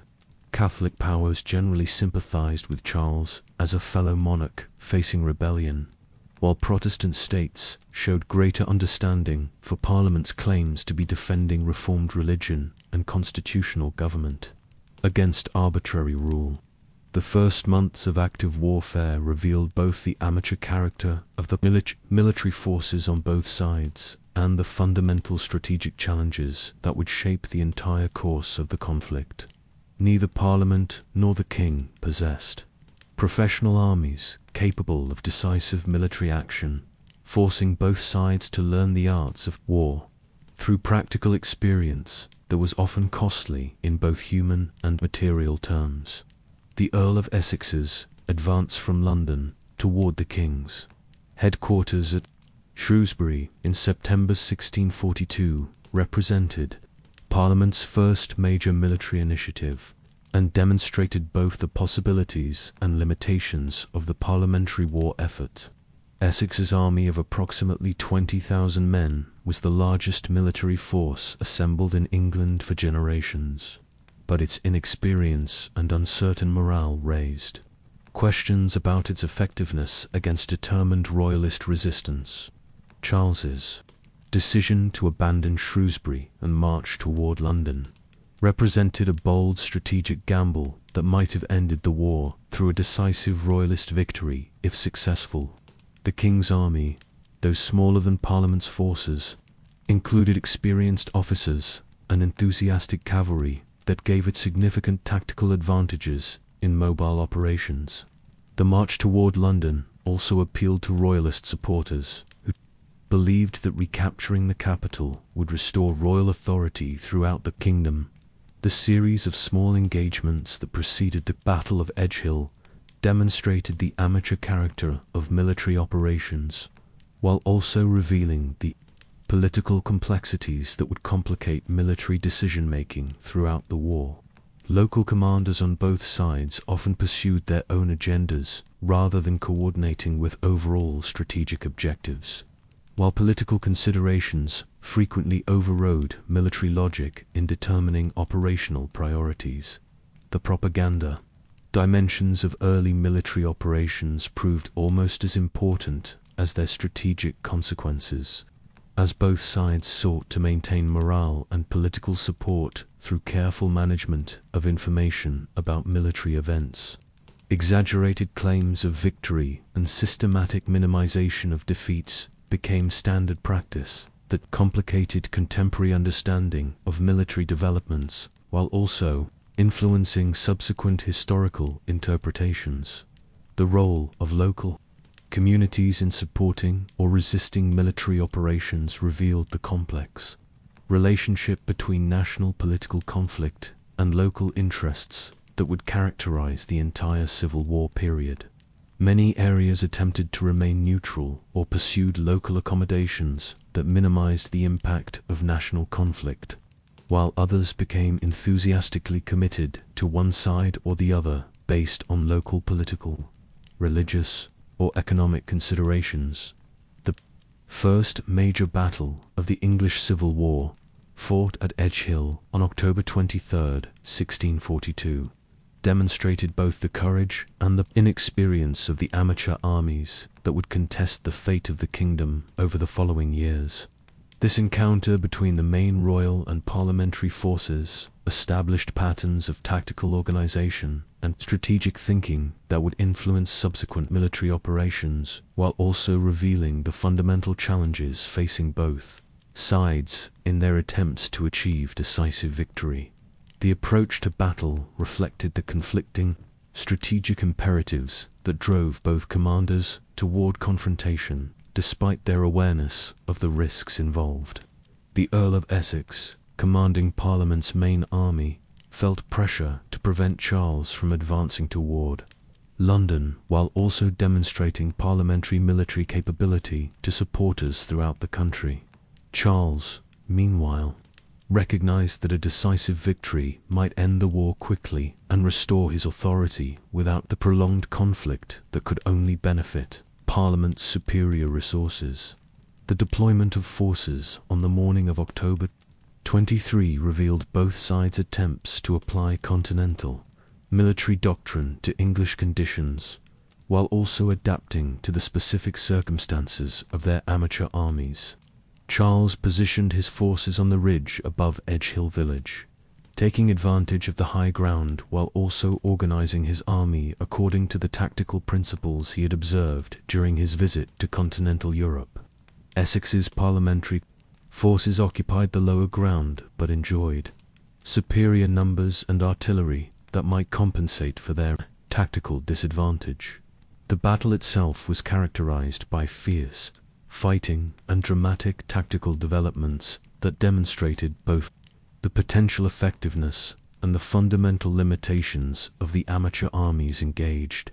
Prince Rupert's cavalry charge on the Royalist right wing achieved spectacular initial success, routing the parliamentary cavalry and pursuing them from the field, in a display of tactical brilliance that established his reputation as one of the war's most capable commanders.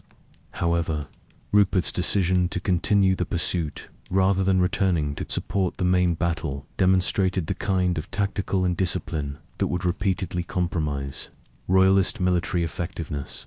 Throughout the war, while the Royalist cavalry was engaged in pursuit and plunder several miles from the battlefield, the parliamentary infantry maintained their positions and even counterattacked against Royalist foot soldiers who lacked cavalry support. The inconclusive outcome of Edgehill reflected the fundamental military reality that neither side possessed the professional expertise or institutional advantages necessary to achieve decisive victory through single battles. Both armies withdrew from the field, claiming victory while also recognizing that the strategic situation remained essentially unchanged. This pattern of inconclusive military results would characterize much of the subsequent warfare. Charles's emotional response to witnessing the carnage at Edgehill revealed both his personal courage and his lack of preparation for the brutal realities of civil war. Contemporary accounts describe the king as being visibly distressed by the sight of dead and wounded soldiers, many of whom were his own subjects who had fallen in defense of causes they believed were righteous. This personal reaction to battlefield violence would influence Charles's subsequent military decision-making. The aftermath of Edgehill saw both sides attempting to extract maximum propaganda value from the battle, while also addressing the practical challenges of maintaining military effectiveness after their first major engagement. Parliamentary propagandists emphasized their army's survival and continued threat to Royalist ambitions, while Royalist publicists claimed victory based on their tactical successes and the personal valor displayed by the king. Following the inconclusive battle at Edgehill, both armies recognized that control of London remained the key to ultimate victory in the Civil War. Parliament's advantages in wealth, population, and international recognition depended entirely on maintaining control of the capital, while Charles's hopes for rapid victory required him to recapture the city that represented the heart of English political and economic life. Charles's advance toward London in early November 1642 represented his best opportunity to end the war through decisive action before Parliament could fully mobilize its superior resources. The king's army, though weakened by casualties at Edgehill, remained intact and potentially capable of overwhelming London's hastily organized defenses. The psychological impact of royal presence at the gates of the capital might have triggered the collapse of parliamentary resistance if Charles had pressed his advantage decisively. The capture of Brentford on November 12 demonstrated both royalist military capability and the political complications that military success could create. The sack of Brentford by royalist forces, including many Irish Catholic soldiers, provided Parliament with powerful propaganda themes about royal alliance with popish enemies, while also arousing London's population to more determined resistance. Against the advancing royal army, Parliament's mobilisation of London's trained bands and civilian population for the defence of the capital revealed the extent to which the parliamentary cause had taken root among urban populations. The sight of thousands of Londoners marching to Turnham Green to confront the royal army demonstrated popular commitment to Parliament that went far beyond the political elite and encompassed substantial segments of the commercial and artisan classes. The confrontation at Turnham Green on November 13, 1642, marked the crucial turning point in the early phase of the Civil War. As Charles faced the combined forces of Essex's army and London's militia in a position where defeat would have meant the complete destruction of the royalist cause, the king's decision to withdraw rather than risk battle against superior numbers represented sound military judgment, but also marked the effective end of his hopes for rapid victory. The retreat from Turnham Green had enormous psychological and political consequences that extended far beyond the immediate military situation. Charles's failure to recapture London confirmed Parliament's control of the kingdom's most important strategic asset, while also demonstrating that royal military force was insufficient to overcome determined popular resistance. This revelation encouraged parliamentary supporters throughout the country while undermining royalist morale and credibility. The establishment of winter quarters following the failed London campaign created the geographical division that would characterize the remainder of the Civil War. Charles withdrew to Oxford, which became the royalist capital and military headquarters, while Parliament consolidated its control over London and the surrounding areas. This division reflected not only military necessities, but also the underlying social and economic foundations of political allegiance. Charles's establishment of his court and military headquarters at Oxford in November 1642 created an alternative centre of government that would serve as the focus of royalist resistance for the remainder of the First Civil War. The choice of Oxford reflected both practical military considerations and symbolic associations that connected the royalist cause with England's oldest traditions of learning and religious orthodoxy. The transformation of Oxford from university town to military headquarters required massive reorganization of the city's infrastructure and daily life. The colleges were converted into barracks, armories, and administrative offices, while the surrounding countryside was fortified with earthworks and gun emplacements designed to protect the royalist capital from parliamentary attack. The influx of thousands of soldiers, courtiers, and refugees created unprecedented challenges for urban services and civilian administration. The Oxford court that Charles established differed dramatically from the elaborate ceremonial life that had characterized royal government during the personal rule period. Military necessities and financial constraints forced the king to adopt a simpler lifestyle while also creating opportunities for more informal relationships between the monarch and his supporters. This more accessible royal presence helped maintain morale among royalist supporters, while also demonstrating the king's personal commitment to the military struggle. The intellectual and cultural life of Oxford during the Civil War reflected both the constraints imposed by military necessity and the opportunities created by the concentration of talented individuals committed to the royalist cause.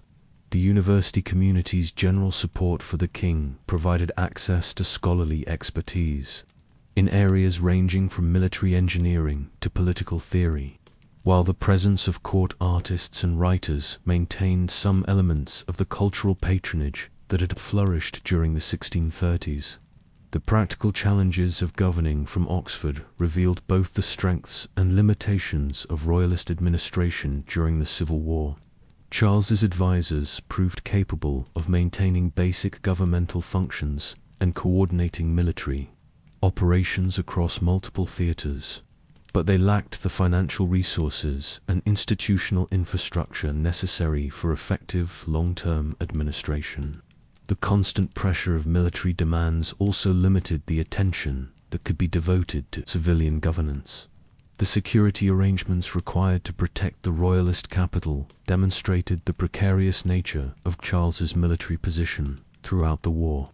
Oxford's location in the heart of England made it vulnerable to parliamentary attack from multiple directions, requiring the maintenance of substantial garrison forces that could not be used for offensive operations.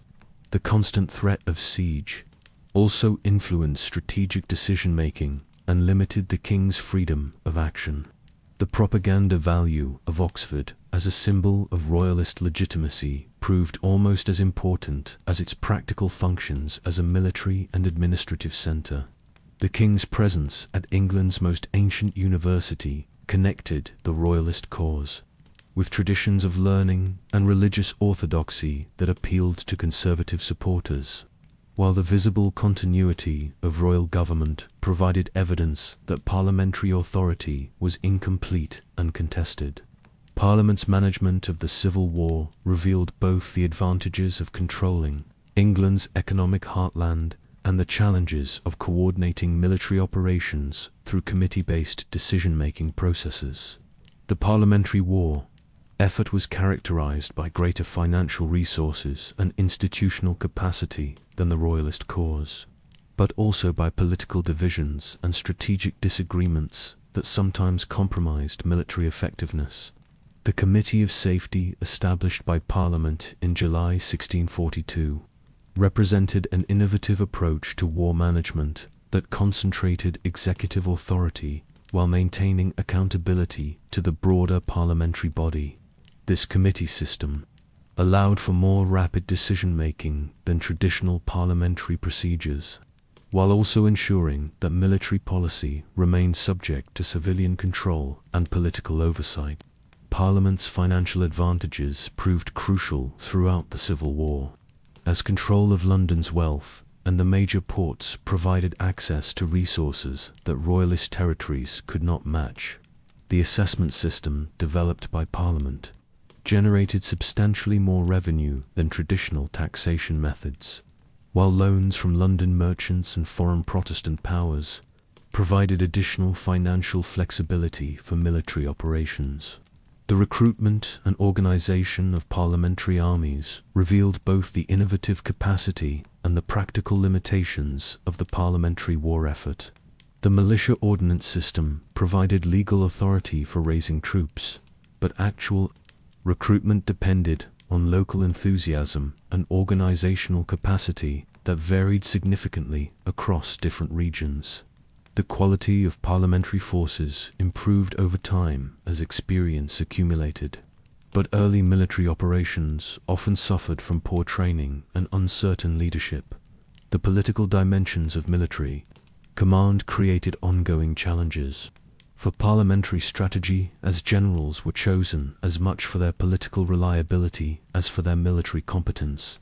The Earl of Essex's appointment as Lord General reflected his political standing and personal opposition to royal policies rather than proven military expertise, while other parliamentary commanders were similarly selected based on complex calculations of political trustworthiness and social standing. The international dimension of Parliament's war effort proved particularly complex as parliamentary leaders sought foreign assistance while also maintaining their claim to represent legitimate English government. Negotiations with Scottish Covenanters offered the prospect of significant military support, but required religious concessions that created divisions among parliamentary supporters with different theological priorities. The alliance between the English Parliament and Scottish Covenanters formalised in the Solemn League and Covenant of September 1643 represented a decisive turning point in the Civil War that provided Parliament with the military strength necessary to defeat royalist forces, while also committing the parliamentary cause to religious objectives that would complicate post-war political settlements. The negotiations leading to the Solemn League and Covenant reflected Parliament's recognition that their military position was deteriorating during the summer of 1643 as royalist forces achieved significant successes in multiple theatres. The prospect of Scottish military intervention offered the possibility of decisive advantage against Charles, but only at the price of religious concessions that some parliamentary leaders found difficult to accept.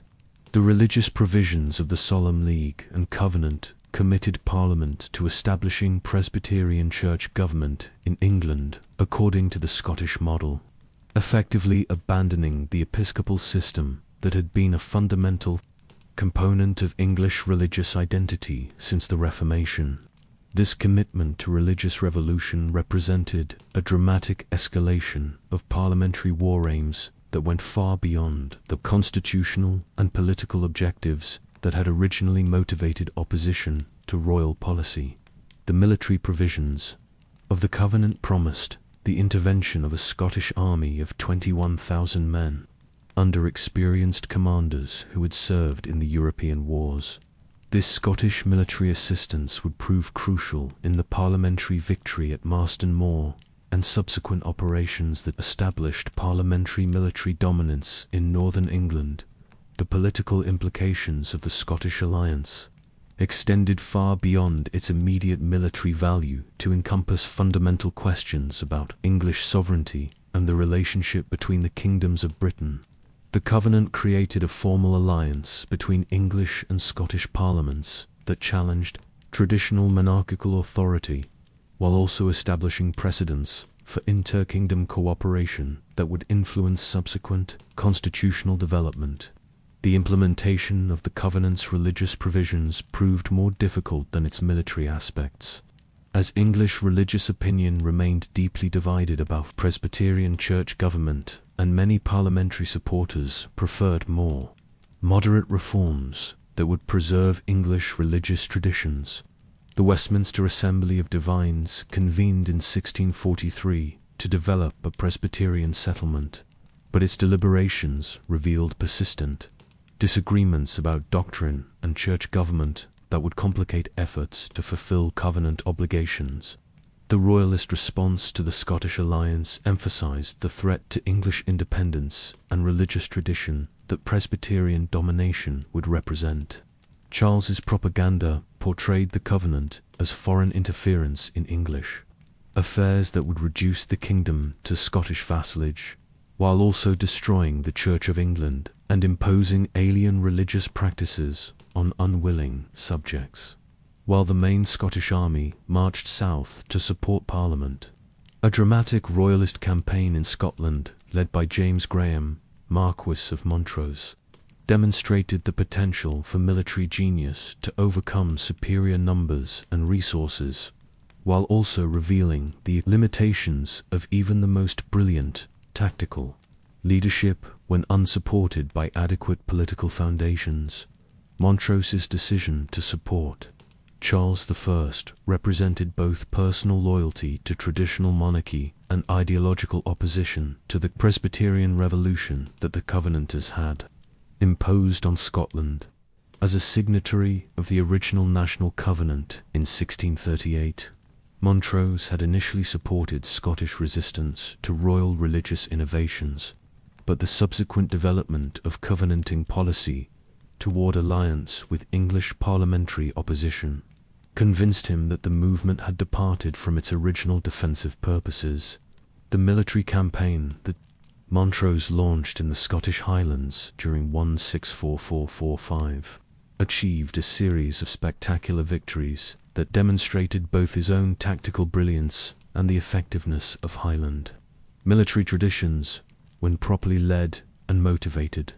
The combination of Highland clansmen and Irish Catholic soldiers under Montrose's command proved capable of defeating larger Covenanting armies through superior mobility, tactical flexibility, and personal courage.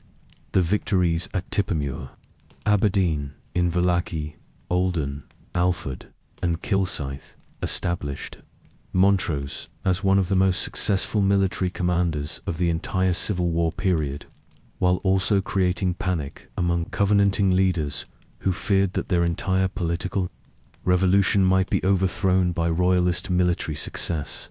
These victories demonstrated that parliamentary and Covenanting claims to represent the will of the people were contested throughout Britain and Ireland.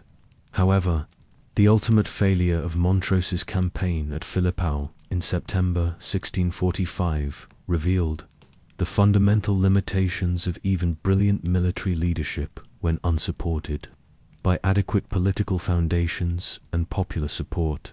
The Highland army that had achieved such spectacular tactical successes proved unable to sustain itself politically or logistically when separated from its traditional territorial base and faced with determined Covenanting resistance. The brutal aftermath of Philiphaugh, where Covenanting forces executed Irish prisoners and Highland supporters of Montrose, demonstrated the religious and ethnic hatreds that the Civil War had unleashed, while also establishing precedents for the harsh treatment of defeated enemies that would characterize subsequent conflicts. The systematic killing of prisoners violated traditional military conventions, while also reflecting the ideological character of the conflict. Parliament's decision to reorganize its military forces through the creation of the new model army in early 1645 represented both a recognition that previous military efforts had been inadequate and an innovative approach to an army organization that would prove decisive in achieving parliamentary victory. The new model army combined professional military principles with religious and political commitments that created unprecedented effectiveness in both tactical and strategic operations. The self-denying ordinance that preceded the creation of the new model army required members of Parliament to resign their military commands, removing political considerations from military appointments, while also creating opportunities for promotion based on merit rather than social status. This meritocratic approach to military leadership attracted talented officers who might otherwise have been excluded from command positions due to their modest social origins. Sir Thomas Fairfax's appointment as Lord General of the new model army reflected both his proven military competence and his political acceptability to the various factions within Parliament.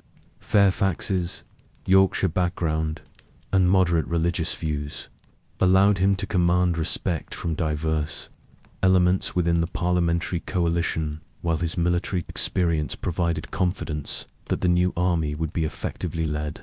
Oliver Cromwell's role as Lieutenant General of Horse in the new model army marked his emergence as one of the most important military and political figures of the Civil War period. Cromwell's exceptional talent for cavalry operations was combined with strong religious convictions and political insight that made him an increasingly influential figure in both military and civilian councils. The recruitment and training of the new model army emphasized both military professionalism and religious commitment in ways that created a unique military culture. Regular pay, standardized equipment, and systematic training produced tactical effectiveness that exceeded that of earlier parliamentary forces, while religious services and political education created ideological commitment that sustained morale through difficult campaigns. The financial provisions that supported the new model army demonstrated Parliament's superior administrative capacity and access to resources that royalist forces could not match. The monthly assessment system generated reliable revenues that allowed for regular pay and adequate supply, while the army's reputation for discipline and effectiveness encouraged civilian cooperation and support.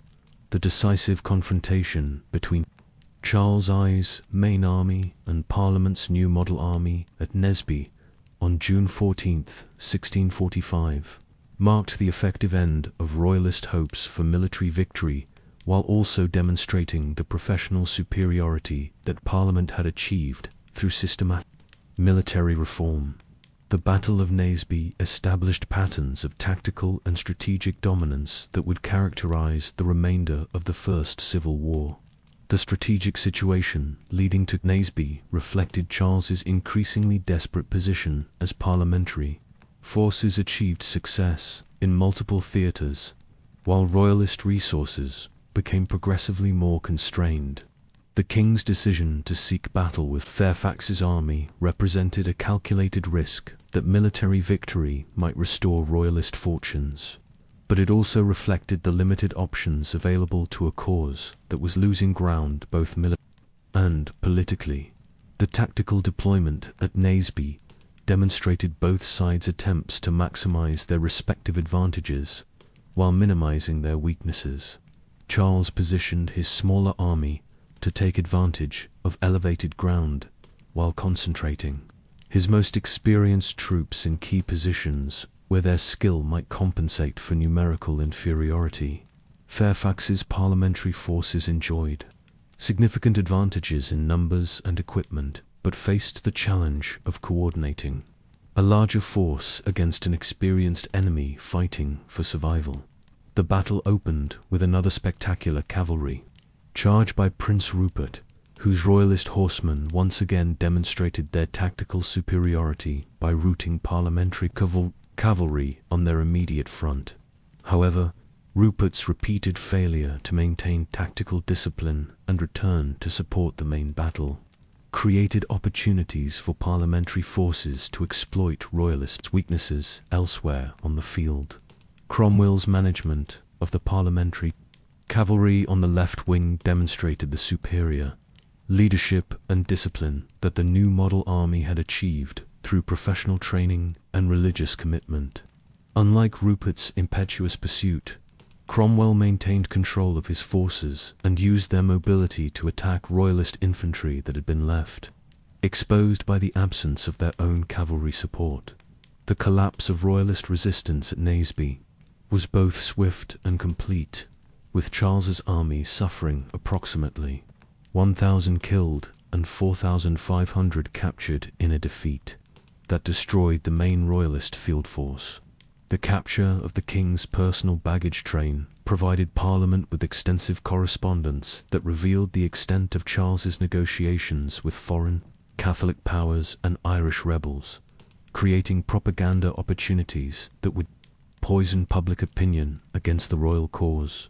Charles's personal behavior during the battle revealed both his physical courage and his limitations as a military commander. The king attempted to lead a final cavalry charge to restore his fortunes, but was restrained by his advisors, who recognized that his capture would end all hope of royalist recovery. This incident demonstrated Charles's willingness to risk his life for his cause, while also highlighting the extent to which royal policy had become dependent on his personal survival. The aftermath of Naseby saw the systematic collapse of royalist resistance throughout England as parliamentary forces exploited their victory to capture strongholds and territories that had previously been beyond their reach. The psychological impact of the defeat was as significant as its immediate military consequences, as royalist supporters throughout the country began to question whether continued resistance was either feasible or worthwhile. Following the catastrophic defeat at Naseby, Charles's military position deteriorated with remarkable speed as parliamentary forces systematically reduced royalist strongholds and captured the territories that had provided the foundation for the king's war effort. The summer and autumn of 1645 witnessed a series of royalist defeats that demonstrated the complete military ascendancy that Parliament had achieved through superior resources and organization. The fall of Leicester, just 4 days after Naseby, symbolized the speed with which royalist positions were collapsing under parliamentary pressure. Fairfax's decision to capture this important Midlands town rather than pursuing Charles's retreating army, demonstrated strategic thinking that prioritized long-term territorial control over immediate tactical advantage. The systematic reduction of royalist strongholds would ultimately prove more effective than dramatic battlefield victories in ending the war. The capture of the West Country during the late summer of 1645 eliminated the last major region under effective royalist control and deprived Charles of recruiting grounds that had provided substantial military manpower throughout the war. The surrender of Bristol in September marked a particularly significant milestone, as this important port had been crucial to royalist logistics and communication with potential foreign allies. Prince Rupert's surrender of Bristol to parliamentary forces created a serious rift between Charles and his most capable military commander, demonstrating how military defeat was exacerbating political divisions within the royalist camp. The king's harsh criticism of Rupert's decision reflected both his frustration with military setbacks and his inability to accept the reality of his deteriorating position. The siege of Chester and its eventual fall to parliamentary forces in February 1646 eliminated the last major royalist stronghold and completed Parliament's strategic control of England. Chester's location near the Welsh border had made it crucial for communication between royalist forces in Wales and potential Irish reinforcements, and its loss effectively ended any possibility of coordinated royalist resistance. The political implications of military collapse extended throughout Charles's dominions as local royalist commanders faced choices between hopeless, continued resistance and negotiated surrender that might preserve their estates and lives. Many chose accommodation with parliamentary authority, creating a cascade of defections that further accelerated the collapse of the royalist cause. As military defeat became inevitable, Charles faced the fundamental choice between continued hopeless resistance and some form of surrender that might preserve both his life and the possibility of future restoration. The king's decision-making during this crucial period revealed both his personal courage and his strategic limitations as he attempted to navigate between incompatible objectives and irreconcilable political forces. Charles's secret departure from Oxford in disguise on April 27, 1646, represented his recognition that the royalist capital had become untenable, and that his continued presence there would only ensure his capture without achieving any strategic advantage. The king's escape demonstrated both careful planning and considerable personal risk, as discovery would have meant immediate imprisonment and possible execution. The question of where Charles should seek refuge revealed the limited options available to a defeated king whose cause had collapsed throughout his dominions. Flight to France offered the possibility of foreign protection and eventual military assistance, but would have meant abandoning his remaining supporters and confirming parliamentary propaganda about his dependence on foreign Catholic powers. Charles's decision to surrender to the Scottish army at Newark reflected his calculation that Scottish Presbyterian commitments might provide better protection than either continued flight or direct surrender to English parliamentary forces. The king apparently believed that his willingness to consider Presbyterian church settlement might create opportunities for alliance with Scottish Covenanters against English parliamentary radicals. However, Charles's surrender to the Scots proved to be a serious miscalculation that demonstrated his continued failure to understand the political dynamics that drove his opponents. The Scottish Covenanters had no intention of breaking their alliance with English Parliament for the sake of a king who had spent years trying to destroy their religious and political achievements. The negotiations between Scottish and English authorities over Charles's fate revealed the extent to which the king had become a political commodity whose value lay primarily in his potential usefulness to various factions. rather than in any residual royal authority.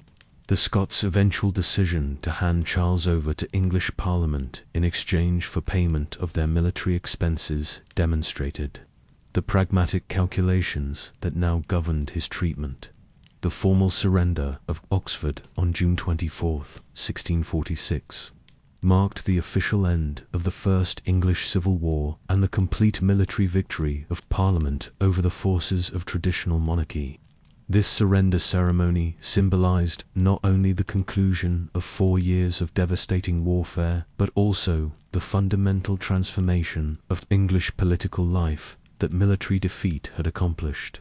The terms negotiated for Oxford's surrender demonstrated both parliamentary magnanimity toward defeated enemies and the practical political considerations that influenced post-war settlement policies.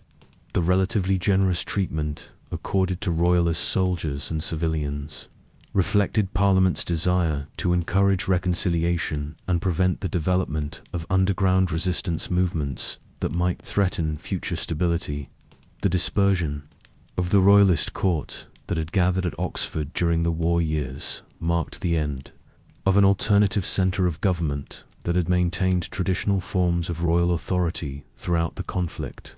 The departure of courtiers, officials, and supporters to their estates or into exile created a symbolic end to the personal rule system that had precipitated the original crisis.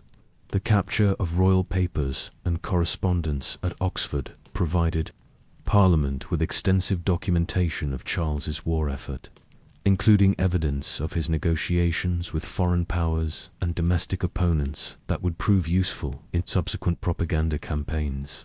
These documents revealed the extent to which royal policy had depended on secret diplomacy and foreign assistance that contradicted public royal proclamations. The financial accounting that followed military victory revealed both the enormous costs of the Civil War and the superior economic management that had enabled Parliament to sustain its war effort. The assessment records showed that parliamentary territories had contributed substantially more to the war effort than royalist areas had been able to manage, demonstrating the economic foundations of military success. The human costs of the First Civil War were becoming apparent as communities throughout England began to assess the casualties and destruction that 4 years of conflict had created. Contemporary estimates suggested that approximately 85,000 people had died in combat, with additional civilian casualties from disease, displacement, and economic disruption that accompanied military operations. Charles's transfer from Scottish to English custody in January 1647 marked the beginning of a complex period of negotiation, manipulation, and political maneuvering that would last for nearly 2 years before culminating in his trial and execution. During this period, the defeated king would demonstrate both remarkable resilience and fatal stubbornness as he attempted to exploit divisions among his captors while refusing to accept the fundamental political changes that his defeat had made inevitable. The king's initial confinement at Holdenby House in Northamptonshire represented a form of comfortable house arrest that reflected Parliament's uncertainty about how to treat a captured monarch. Charles retained much of the ceremony and dignity associated with royal status, while being effectively prevented from resuming active political leadership. This ambiguous situation suited Parliament's immediate needs, but created long-term problems by allowing Charles to maintain hope for restoration, while also providing him with opportunities to conduct clandestine political activities. The conditions of Charles's confinement at Holdenby were remarkably generous by the standards of political imprisonment, reflecting both traditional respect for royal dignity and Parliament's desire to avoid creating martyrdom. Narratives that might strengthen royalist sentiment.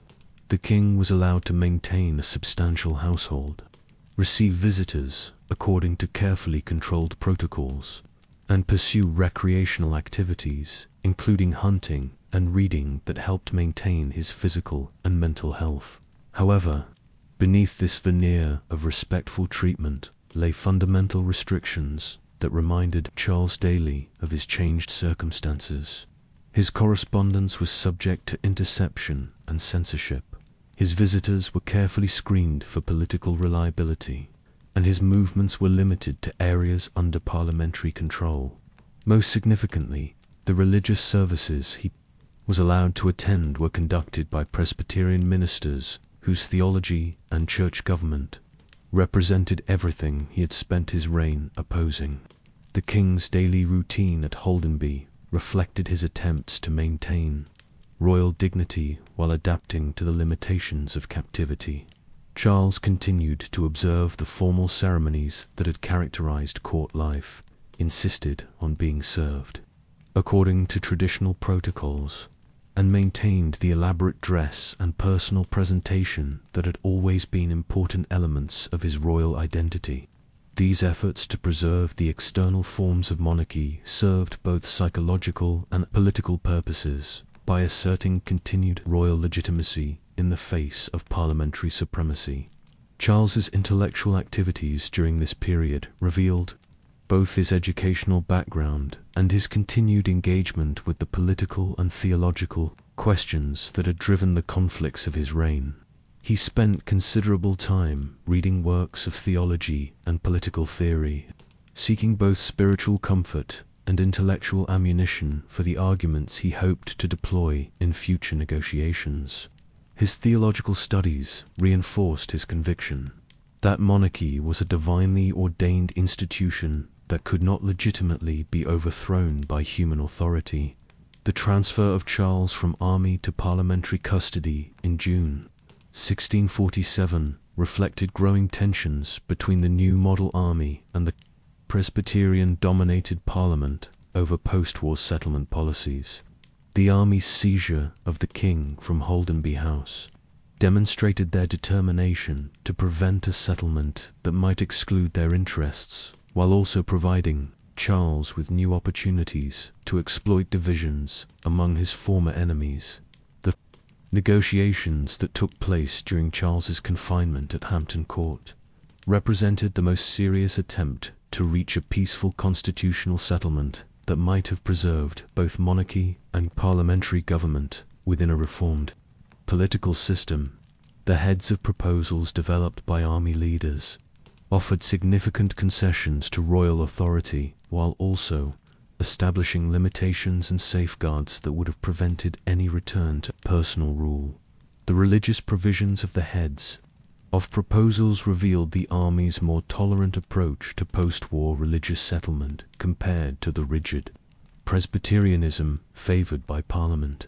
The army's willingness to permit episcopal authority within a reformed church system might have provided Charles with an acceptable compromise that preserved important elements of traditional religious structure, while acknowledging the legitimacy of Protestant dissent. However, Charles's response to these negotiations revealed the fundamental misconceptions about his political position that would ultimately destroy any possibility of peaceful restoration. The king continued to view any limitations on royal authority as temporary expedients that might be accepted during his current weakness but rejected once his position improved. His inability to accept the permanent character of the political changes that had occurred made genuine compromise impossible. The king's secret correspondence during this period demonstrated his continued belief that he could exploit divisions among his enemies to restore his position without making fundamental concessions to the new political reality. Charles simultaneously negotiated with army leaders, parliamentary Presbyterians, Scottish Covenanters, and even Irish Catholics, while keeping each group unaware of his dealings with the others. This duplicitous approach reflected both tactical cleverness and strategic blindness that would ultimately prove self-defeating. The army's growing suspicion of Charles's sincerity was reflected in increasingly detailed restrictions on his activities and communications. Military leaders who had initially hoped for genuine negotiation became convinced that the king was simply seeking time and opportunity to resume his attempts to destroy parliamentary government and Protestant religious settlement. Charles's escape from Hampton Court on November 11, 1647, represented his final attempt to restore his political position through independent action rather than negotiated compromise.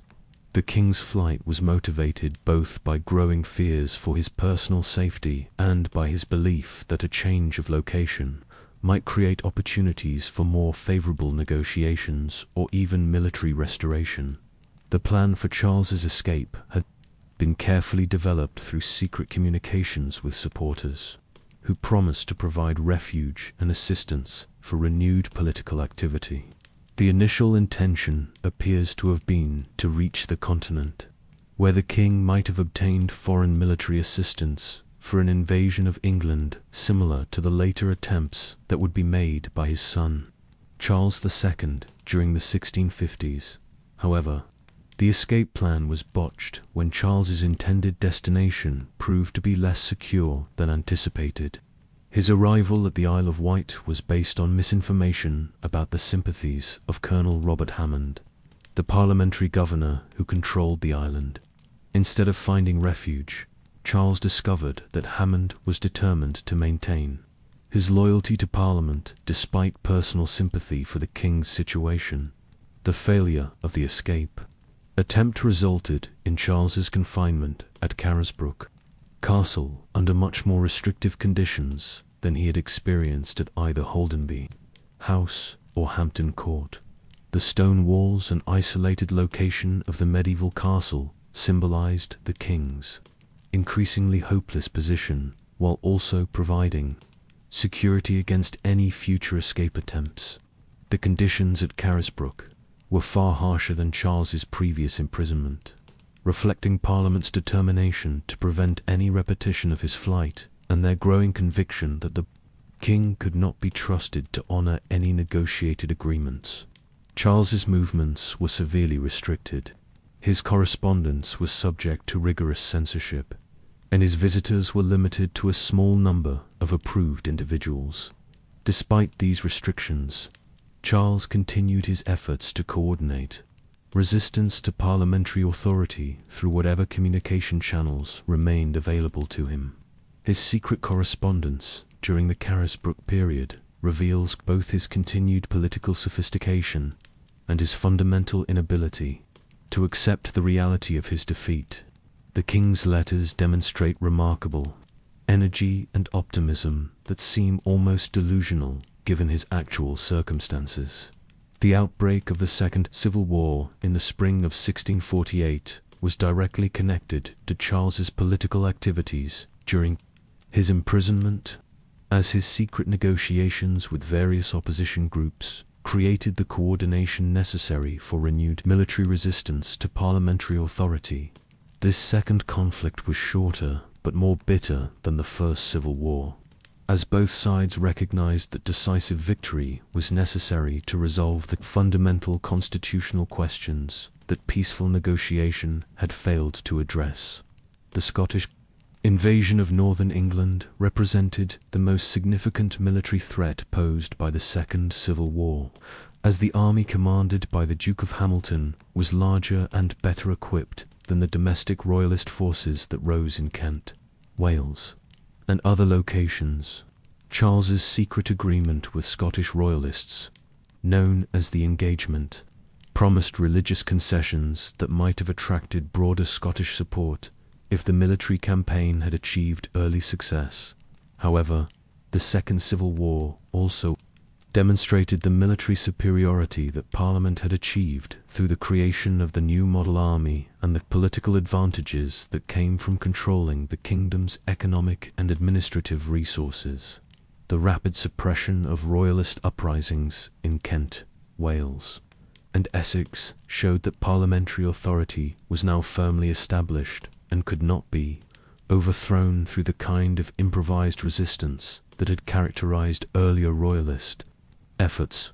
Cromwell's decisive victory over the Scottish army at the Battle of Preston in August 1648 effectively ended the Second Civil War and destroyed the last significant military threat to parliamentary authority.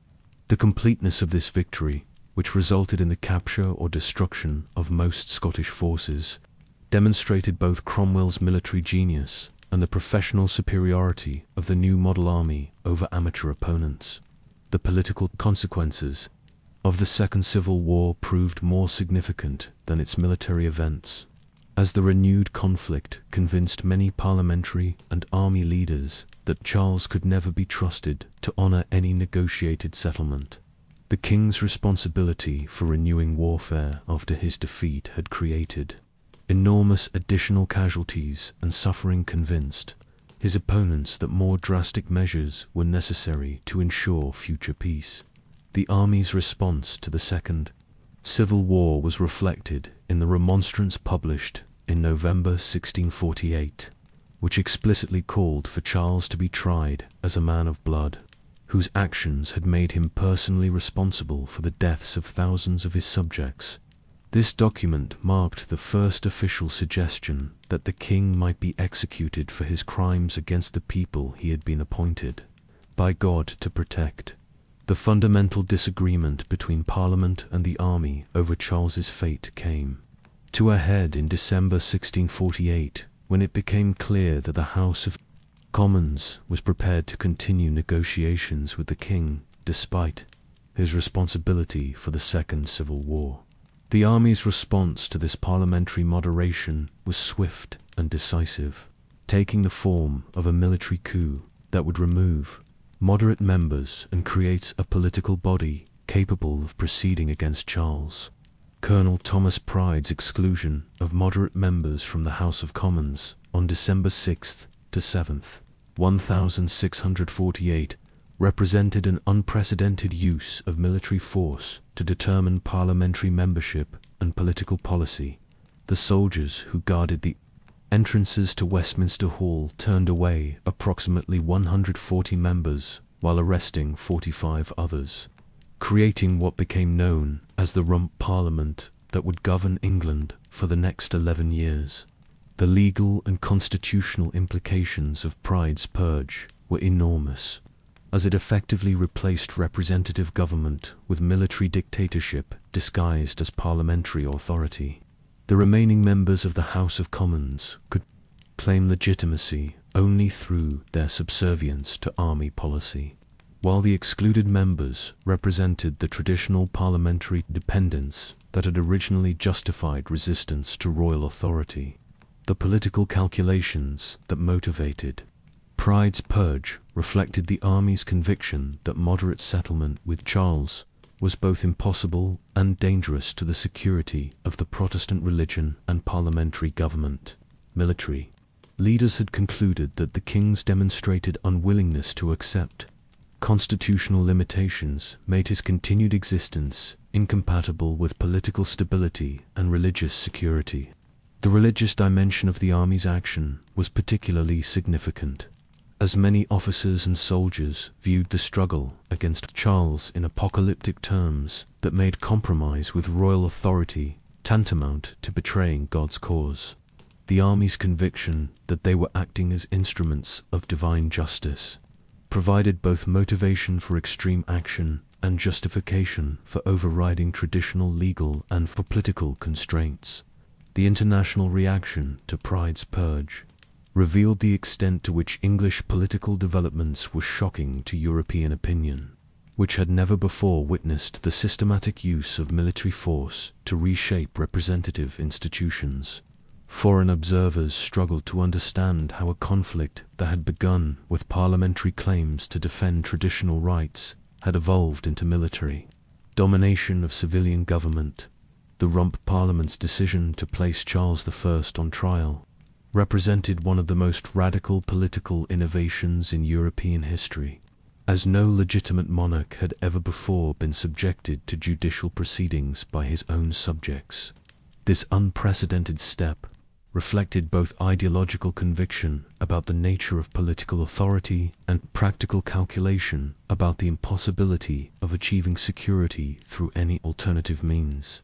The legal and theoretical foundations for trying a king required extensive innovation in political theory and constitutional law, as traditional English legal doctrine held that the king could do no wrong and was accountable only to God for his actions.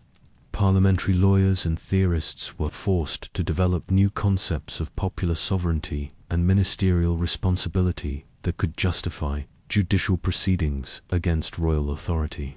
The establishment of the High Court of Justice created a special tribunal that combined elements of English legal procedure with innovations, designed to address the unique circumstances of trying a monarch. The court's composition reflected political as well as legal considerations, as its members were chosen for their commitment to the proceedings rather than their judicial expertise or legal standing. John Bradshaw's appointment as president of the High Court demonstrated both the political character of the tribunal and the personal courage required to preside over such unprecedented proceedings. Bradshaw's legal background provided some legitimacy for the court's procedures, while his political reliability ensured that the proceedings would reach the conclusions that army and parliamentary leaders desired. The charges against Charles were carefully constructed to establish legal grounds for conviction while also addressing the political grievances that had motivated resistance to royal authority. The accusation that Charles had levied war against Parliament and the people of England created a framework for treating civil war as treason rather than legitimate political conflict. The international implications of trying Charles were enormous, as European monarchs recognized that successful proceedings against the English king would establish precedents that might threaten their own security. The trial's outcome would determine whether monarchy remained a sacred institution, protected by divine sanction, or became subject to popular judgment and legal accountability. The opening of Charles I's trial on January 20th, 1649, in Westminster Hall created a dramatic spectacle that attracted enormous public attention, while also establishing legal precedents that would influence political development throughout the English-speaking world. The proceedings combined elements of traditional legal procedure with innovations necessitated by the unprecedented nature of trying a reigning monarch for treason against his own subjects. The charges read against Charles accused him of being a tyrant, traitor, murderer, and public and implacable enemy to the Commonwealth of England, who had sought to uphold in himself an unlimited and tyrannical power to rule according to his will, and to overthrow the rights and liberties of the people. These accusations established a framework that treated royal authority as conditional upon the proper exercise of governmental power for the benefit of the governed. Charles's response to the charges revealed both his continued belief in divine rights monarchy and his sophisticated understanding of the legal and political issues at stake in his trial. The king's refusal to recognize the legitimacy of the court was based on fundamental principles of monarchical authority that held that earthly tribunals had no jurisdiction over God's anointed. Representative. The king's famous question, "By what power I am called hither," challenged the very foundations of the court's authority, while also raising profound questions about the source of political legitimacy in English government. Charles's demand to know the legal basis for the proceedings demonstrated his understanding that the court's authority depended entirely on disputed theories of popular sovereignty that had never been accepted in English law. The dramatic confrontations between Charles and President Bradshaw during the first 3 days of the trial revealed the fundamental incompatibility between traditional monarchical theory and the new concepts of popular government that the proceedings represented. The king's dignified refusal to participate in his own condemnation created powerful propaganda images that would influence royalist mythology for generations. The court's decision to proceed with the trial despite Charles's refusal to enter a plea demonstrated their determination to complete the proceedings regardless of legal obstacles or traditional precedents. This decision to treat the king's silence as an admission of guilt reflected both legal innovation and political necessity that overrode normal judicial procedures. The prosecution's presentation of evidence against Charles relied heavily on his public actions and official correspondence to establish his personal responsibility for the civil wars that had devastated his kingdoms. The prosecutor's strategy was to demonstrate that the king had deliberately chosen warfare over negotiation and had persistently refused reasonable offers of settlement that would have preserved both monarchy and parliamentary government. The witness testimony presented against Charles focused on specific incidents of military action and policy decisions that demonstrated his personal involvement in planning and conducting warfare against his own subjects. These accounts provided concrete evidence of royal responsibility for particular battles, sieges, and military operations that had resulted in extensive casualties and destruction. The documentary evidence introduced during the trial included royal proclamations, military commissions, and correspondence captured at various times during the civil wars that revealed Charles's strategic thinking and political objectives. This material demonstrated the king's determination to restore absolute monarchy and his willingness to seek foreign assistance, including Catholic military support, to achieve his goals. The prosecutor's argument that Charles had violated his coronation oath represented a particularly powerful element of their case, as it used the king's own solemn promises to demonstrate his betrayal of the duties that justified monarchical authority. The coronation oath's commitment to maintain the laws and customs of the realm provided a standard by which royal actions could be judged and found wanting. The international dimension of the case against Charles included evidence of his negotiations with Irish Catholics, continental Catholic powers, and Scottish opponents of the parliamentary government. This material was designed to show that the king had been willing to compromise English Protestant interests and national independence in order to restore his personal authority. The legal innovation represented by the prosecution's arguments established precedents for holding governmental officials accountable for their actions while in office and for treating abuse of power as criminal conduct subject to judicial punishment. These concepts would eventually influence the development of constitutional government throughout the English-speaking world. Although Charles refused to enter a formal plea or participate directly in the trial proceedings, his public statements and written communications during this period revealed a sophisticated defense strategy based on fundamental principles of monarchical authority and legal legitimacy.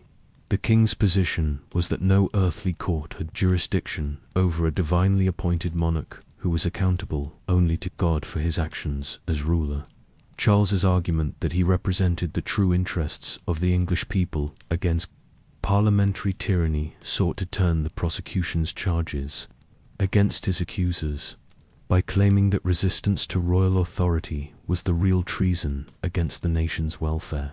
The king portrayed himself as the defender of traditional law and custom against revolutionary innovation that threatened the established order of society. The religious dimension of Charles's defense emphasized his role as the protector of the Church of England against Presbyterian and independent sectarians who sought to destroy traditional religious institutions. This argument appealed to widespread anxiety about religious radicalism while also connecting royal authority to divine sanction that could not legitimately be challenged by human judgment. Charles's refusal to acknowledge the court's legitimacy was based on constitutional principles that held that Parliament derived its authority from royal summons and could not therefore claim independent power to judge the source of its own existence. This argument exposed the logical contradictions in parliamentary claims to represent popular sovereignty while maintaining traditional forms of representative government. The king's insistence on his right to be heard by both houses of Parliament reflected his understanding that the rump Parliament represented only a small fraction of the traditional legislative body and therefore lacked the authority to speak for the nation. Charles's demand for proper parliamentary procedures sought to expose the military dictatorship that lay behind the facade of representative government. The dignity and courage that Charles displayed throughout the trial proceedings created powerful propaganda images that would influence public opinion long after his death. The king's calm acceptance of his fate while maintaining his principles provided a model of martyrdom that would inspire royalist resistance and romantic idealization for generations to come. The court's deliberations on Charles's fate were conducted in secret sessions that revealed both the political pressures driving the proceedings and the legal innovations necessary to justify an unprecedented verdict. The commissioners who served as judges faced the enormous responsibility of deciding not only the king's personal fate, but also the future character of English government and the precedents that would guide relationships between rulers and subjects. The verdict of guilty, delivered on January 27, 1649, was based on the court's conclusion that Charles had indeed levied war against Parliament and the people of England in violation of his trust as their ruler. This verdict required the commissioners to accept new theories of popular sovereignty and governmental accountability that contradicted centuries of monarchical tradition and legal precedent. The sentence of death pronounced against Charles represented the logical conclusion of arguments that had begun with parliamentary resistance to royal policy in the 1620s and had evolved through civil war into revolutionary transformation of the entire political system. The decision to execute a king demonstrated the completeness of the ideological revolution that had overthrown traditional monarchy and established popular government. The commissioners' signatures on Charles's death warrant represented personal commitments to the revolutionary cause that would make them permanent enemies of traditional monarchy and would eventually cost many of them their lives. When the monarchy was restored in 1660, these 59 regicides became symbols of both republican virtue and treasonous rebellion, depending on one's political perspective. The public reaction to Charles's sentencing revealed the complex and divided nature of English opinion about the proceedings, with some celebrating the triumph of justice over tyranny, while others mourned the destruction of traditional monarchy and divine authority. These divisions would influence English politics for generations and would contribute to the instability that eventually led to monarchical restoration. The international shock created by Charles's death sentence demonstrated the unprecedented nature of the proceedings and their potential implications for monarchical authority throughout Europe. Foreign governments struggled to understand how a conflict that had begun with parliamentary claims to defend traditional rights had evolved into the complete overthrow of traditional governmental authority. Following his sentencing on January 27, 1649, Charles I faced the reality that his earthly reign was drawing to a close, and he devoted his remaining days to spiritual preparation and final arrangements that would preserve his dignity and establish his legacy as a martyred king. These last days revealed both the depth of his religious faith and his understanding of the symbolic importance that his death would hold for the future of monarchy and the cause he had championed throughout his reign. The king's removal from Westminster Hall to St. James's Palace on the evening of his sentencing marked the beginning of a carefully orchestrated period of preparation that allowed him to demonstrate the composure and spiritual strength that would make his death a powerful propaganda weapon for the royalist cause. The palace where he spent his final days had been the scene of many happier moments during his reign, and its familiar surroundings provided some comfort during his last hours. Charles's request that his beloved spaniels be removed from his presence reflected his recognition that emotional distractions might compromise his ability to maintain the dignified composure that he viewed as essential to his final performance as king. This attention to practical details demonstrated his understanding that every aspect of his behavior during these final days would be scrutinized and remembered by both supporters and enemies. The spiritual counseling provided by William John, Bishop of London, gave Charles the religious comfort and guidance that he needed to prepare for death, while also reinforcing his conviction that his suffering was part of God's plan for testing and purifying his faithful servant. Juxon's presence provided continuity with the high Anglican religious traditions that Charles had championed throughout his reign and that he viewed as central to his identity as a Christian king. Charles's correspondence during his final days revealed both his affection for his family and his understanding of the political importance of providing guidance for his successors. His letters to his children combined personal expressions of love with detailed instructions about their future conduct that would preserve the dignity of the royal family and maintain hope for eventual restoration of the monarchy. The king's careful attention to his physical appearance and clothing during these final days reflected his understanding that his execution would be a public spectacle whose visual impact would influence public opinion for generations. His decision to wear 2 shirts on the morning of his execution to prevent shivering from cold that might be mistaken for fear demonstrated his sophisticated understanding of the propaganda dimensions of his death. The parliamentary decision to allow Charles a final meeting with his youngest children, Princess Elizabeth and Prince Henry, on January 29, 1649, provided both a touching family reunion and a crucial opportunity for the king to ensure the continuation of royalist principles among the next generation. This meeting, recorded in detail by Princess Elizabeth, would become one of the most emotionally powerful episodes in the mythology of royal martyrdom. Princess Elizabeth, at 13 years old, possessed the intellectual maturity and emotional sensitivity to understand the significance of this final meeting with her father. Her detailed account of their conversation reveals both her deep love for Charles and her sophisticated understanding of the political and religious principles that had driven his reign and would now cause his death. Charles's instruction to Elizabeth to tell her mother that his thoughts had never strayed from her demonstrated the genuine affection that had developed between the royal couple over the course of their marriage and his desire to provide comfort to his exiled wife, who could not be present during his final ordeal. This message also served to reinforce the image of domestic virtue that had characterized the royal family during the 1630s.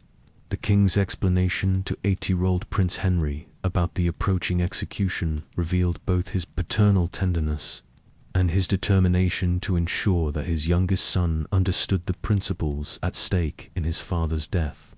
Charles's warning that Henry should never accept a crown from those who had killed his father established political guidance that would influence royalist strategy for generations. Prince Henry's brave response that he would rather be torn in pieces than accept a crown from his father's enemies demonstrated the effectiveness of royal education in instilling loyalty to monarchical principles while also providing a touching example of childhood courage that enhanced the emotional impact of the scene. This exchange became a central element in royalist propaganda about the innocence and virtue of the royal family. Charles's distribution of his few remaining personal possessions to his children served both practical and symbolic purposes, providing them with tangible reminders of their father, while also demonstrating the extent to which royal grandeur had been reduced to a few modest trinkets. The king's comment that these items represented all the wealth I have left to give my children powerfully illustrated the personal costs of political conflict. The emotional intensity of the final farewell, when Charles rushed back to embrace his children again as they attempted to leave, revealed the human dimension of the political tragedy that was unfolding. Elizabeth's account of the tears and grief that overwhelmed everyone present created lasting images of royal suffering that would be remembered by royalist supporters long after the political circumstances that created them had changed. The signing of Charles I's death warrant by 59 commissioners on the evening of January 29, 1649, created the legal authority necessary for the unprecedented execution of a reigning monarch, while also establishing a permanent record of those responsible for this revolutionary act.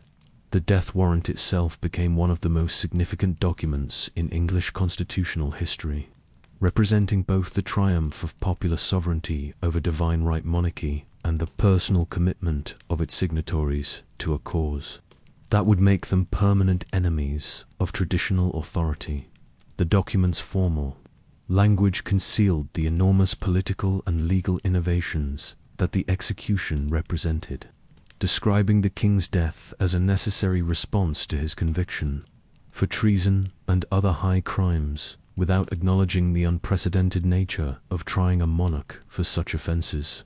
This matter-of-fact tone reflected the commissioners' desire to present their actions as legal necessity rather than revolutionary innovation.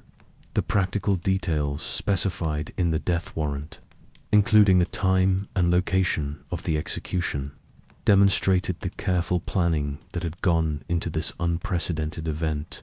The choice of a public execution in front of the banqueting house at Whitehall was both symbolic and practical, providing a controlled environment where security could be maintained, while also ensuring that the king's death would be witnessed by a substantial crowd. Oliver Cromwell's prominent signature on the death warrant, appearing second after that of President Bradshaw, reflected his emergence as the dominant figure in the revolutionary government and his personal commitment to the execution as a necessary act of justice.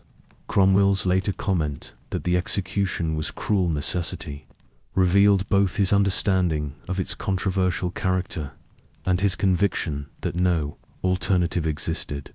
The hesitation of some commissioners to sign the death warrant, despite their participation in the trial proceedings, demonstrated the moral and political weight of authorizing the execution of a king. 9 commissioners who had participated in the trial ultimately refused to sign, suggesting that even among the king's judges there remained uncertainty about the wisdom and legitimacy of this final step. The variations in the signatures and seals on the death warrant revealed the personal struggles that individual commissioners experienced in committing themselves to this irreversible act.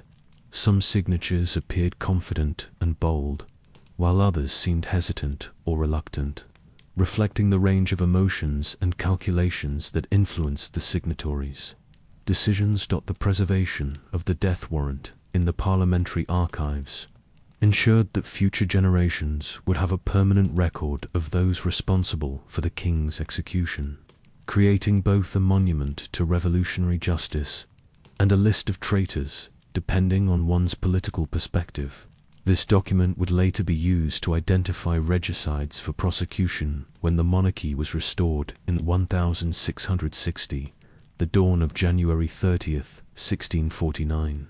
Brought with it the culmination of 7 years of civil war and constitutional crisis as Charles I prepared to meet his death with the dignity and composure that he viewed as essential to his role as a Christian king and martyr for the royalist cause. The king's behavior during his final hours would create lasting images that would influence English political culture for generations to come. Charles's early rising and careful attention to his appearance reflected his understanding that every detail of his final performance would be observed and remembered by supporters and enemies alike. His choice to dress in black with his blue garter sash provided visual symbols of both royal dignity and mourning that enhanced the dramatic impact of the proceedings. The king's decision to wear 2 shirts to prevent shivering from the cold demonstrated his sophisticated understanding of the propaganda dimensions of his execution. His comment that he did not want observers to mistake natural physical reactions for fear revealed his awareness that his death would be interpreted as either A, demonstration of royal courage, or an admission of guilt and cowardice.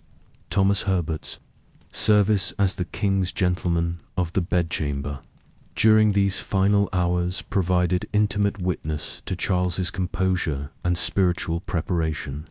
Herbert's later accounts of the king's calm behavior and religious devotion became important sources for royalist narratives about the martyrdom of the royal saint who faced death without fear. The final communion service, conducted by Bishop J, provided Charles with the spiritual strengthening he needed to face his ordeal, while also symbolizing the continuity of Anglican religious traditions that he had championed throughout his reign. This religious ceremony connected the king's death to the suffering of Christ and established the theological framework for interpreting his execution as martyrdom. Charles's brief breakfast and his careful instructions about the disposition of his few remaining possessions revealed both his practical attention to details and his acceptance of the approaching end. His presentation of his watch to Herbert with instructions to keep it in memory of their relationship demonstrated the personal affection that had developed between the king and those who had served him faithfully during his trials. The journey from St. James's Palace to the scaffold erected outside the banqueting house represented Charles's final public appearance as king and provided opportunities for both practical security measures and symbolic demonstrations of royal dignity. This carefully choreographed procession through the heart of Westminster allowed the king to maintain his composure, while also revealing the extent to which his former capital had been transformed by revolutionary government. The military escort that surrounded Charles during his walk reflected both the government's concerns about possible rescue attempts and their determination to maintain control over every aspect of the execution proceedings. The presence of substantial armed forces also demonstrated the military foundation of the new government's authority and their recognition that the king's death might provoke violent reactions. The route through familiar streets, where Charles had once moved in royal processions, now served as a pathway to his death, creating powerful contrasts between past grandeur and present degradation that enhanced the dramatic impact of the proceedings. Observers who witnessed both the king's triumphant processions of the 1630s and his final walk to execution could not fail to be moved by the transformation that civil war had accomplished. Charles's composed bearing during the walk demonstrated his determination to maintain royal dignity even in defeat and death. Contemporary accounts describe his calm demeanor and steady pace as evidence of either admirable courage or stubborn pride, depending on the observer's political sympathies.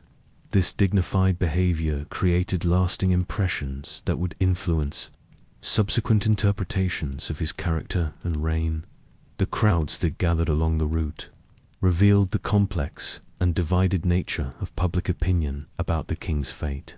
While substantial numbers of spectators appeared, their reactions ranged from hostile demonstration to sympathetic mourning, suggesting that English society remained deeply divided about both the Civil War's outcome and the appropriateness of executing the king.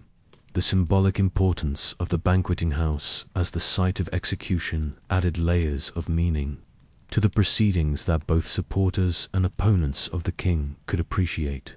This building, decorated with Rubens' magnificent ceilings celebrating the divine right of monarchy, provided an ironic setting for the death of divine right's most committed defender in English history. Charles's final public address from the scaffold represented his last opportunity to justify his reign and establish the narrative that would guide royalist memory of his martyrdom. Speaking to a carefully selected audience that could hear his words while the general crowd was kept at a distance, the king delivered a speech that combined personal justification with political argument and religious testimony. The king's declaration of innocence regarding the charges that had led to his condemnation reflected his continued belief that his actions as king had been justified by divine authority, and constitutional precedent. His insistence that he had not begun the war, but had merely responded to parliamentary aggression, sought to establish a historical record that would vindicate his memory and provide guidance for future royalist resistance.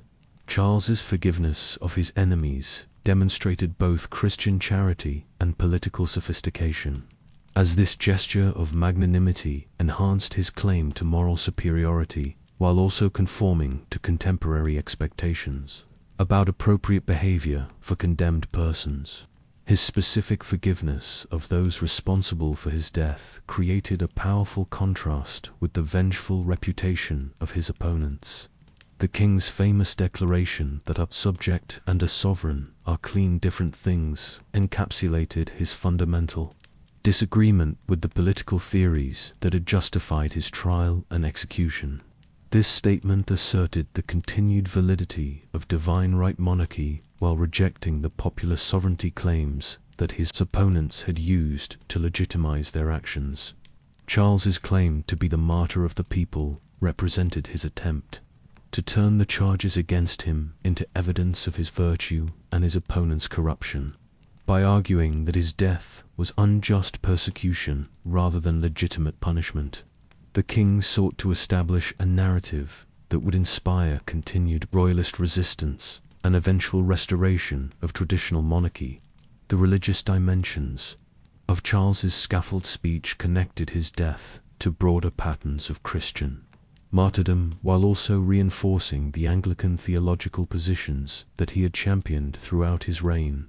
His confident assertion that he was going from a corruptible to an incorruptible crown demonstrated his faith in divine justice and his expectation of heavenly reward for earthly suffering. The actual moment of Charles I's execution on January 30, 1649, created one of the most dramatic and symbolically powerful scenes in English history, as the king's dignified death provided a powerful climax to the political and religious conflicts that had dominated his reign. The careful choreography of the execution proceedings reflected both practical security concerns and the symbolic importance that all participants attached to this unprecedented event. The presence of the masked executioner, traditionally identified as Richard Brandon but never definitively proven, added elements of mystery and anonymity that protected the individual responsible while also emphasizing the official character of the proceedings. The executioner's concealment reflected both practical concerns about future retribution and symbolic recognition that the execution represented collective rather than personal action. Charles's final private words to Bishop Juxon, including his famous declaration that he would go from a corruptible to an incorruptible crown, provided a theological framework for interpreting his death that would be central to royalist martyrology for generations.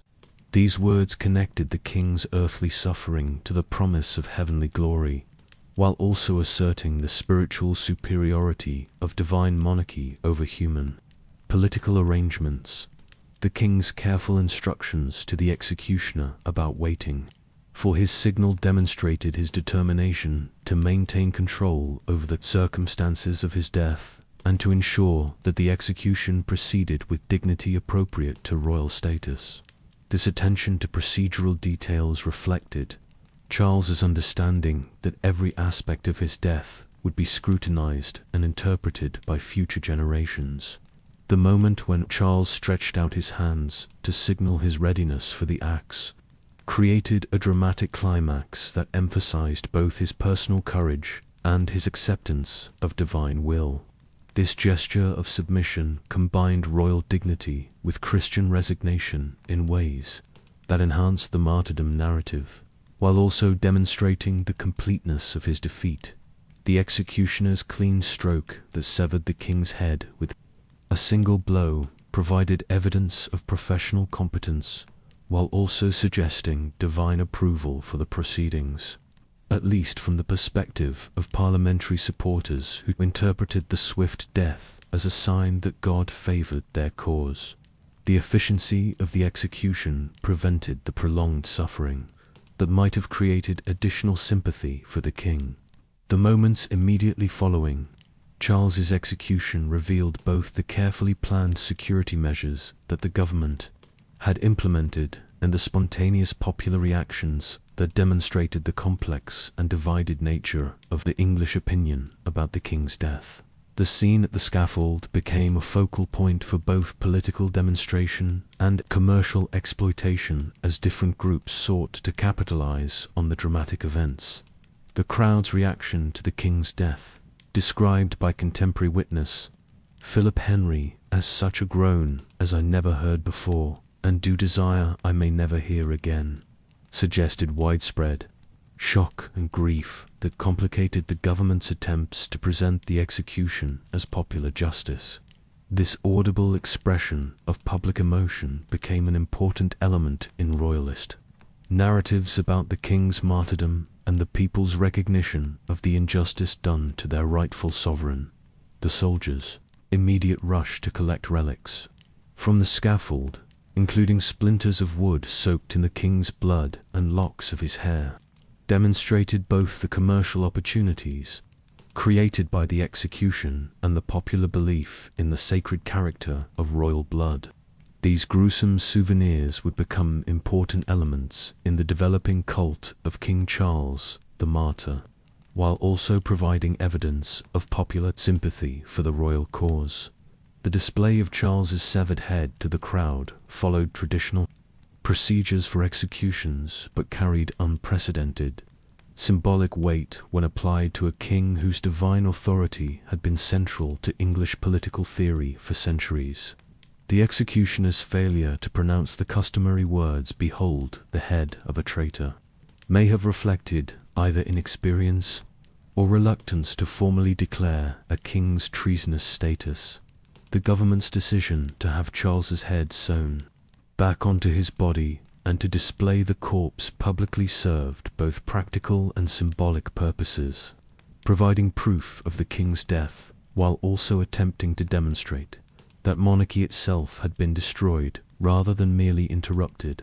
This macabre display created powerful visual images that would influence popular memory of the execution for generations. The immediate security measures implemented throughout London reflected the government's awareness that the king's execution might trigger violent reactions from his supporters. The mobilization of military forces and the careful monitoring of public gatherings demonstrated both the revolutionary government's strength and their recognition that their actions were controversial and potentially destabilizing. The transfer of Charles's body to Windsor Castle for burial represented the government's attempt to provide dignified treatment for the dead king, while also limiting opportunities for royalist demonstration and the development of shrine-like commemorations at his gravesite.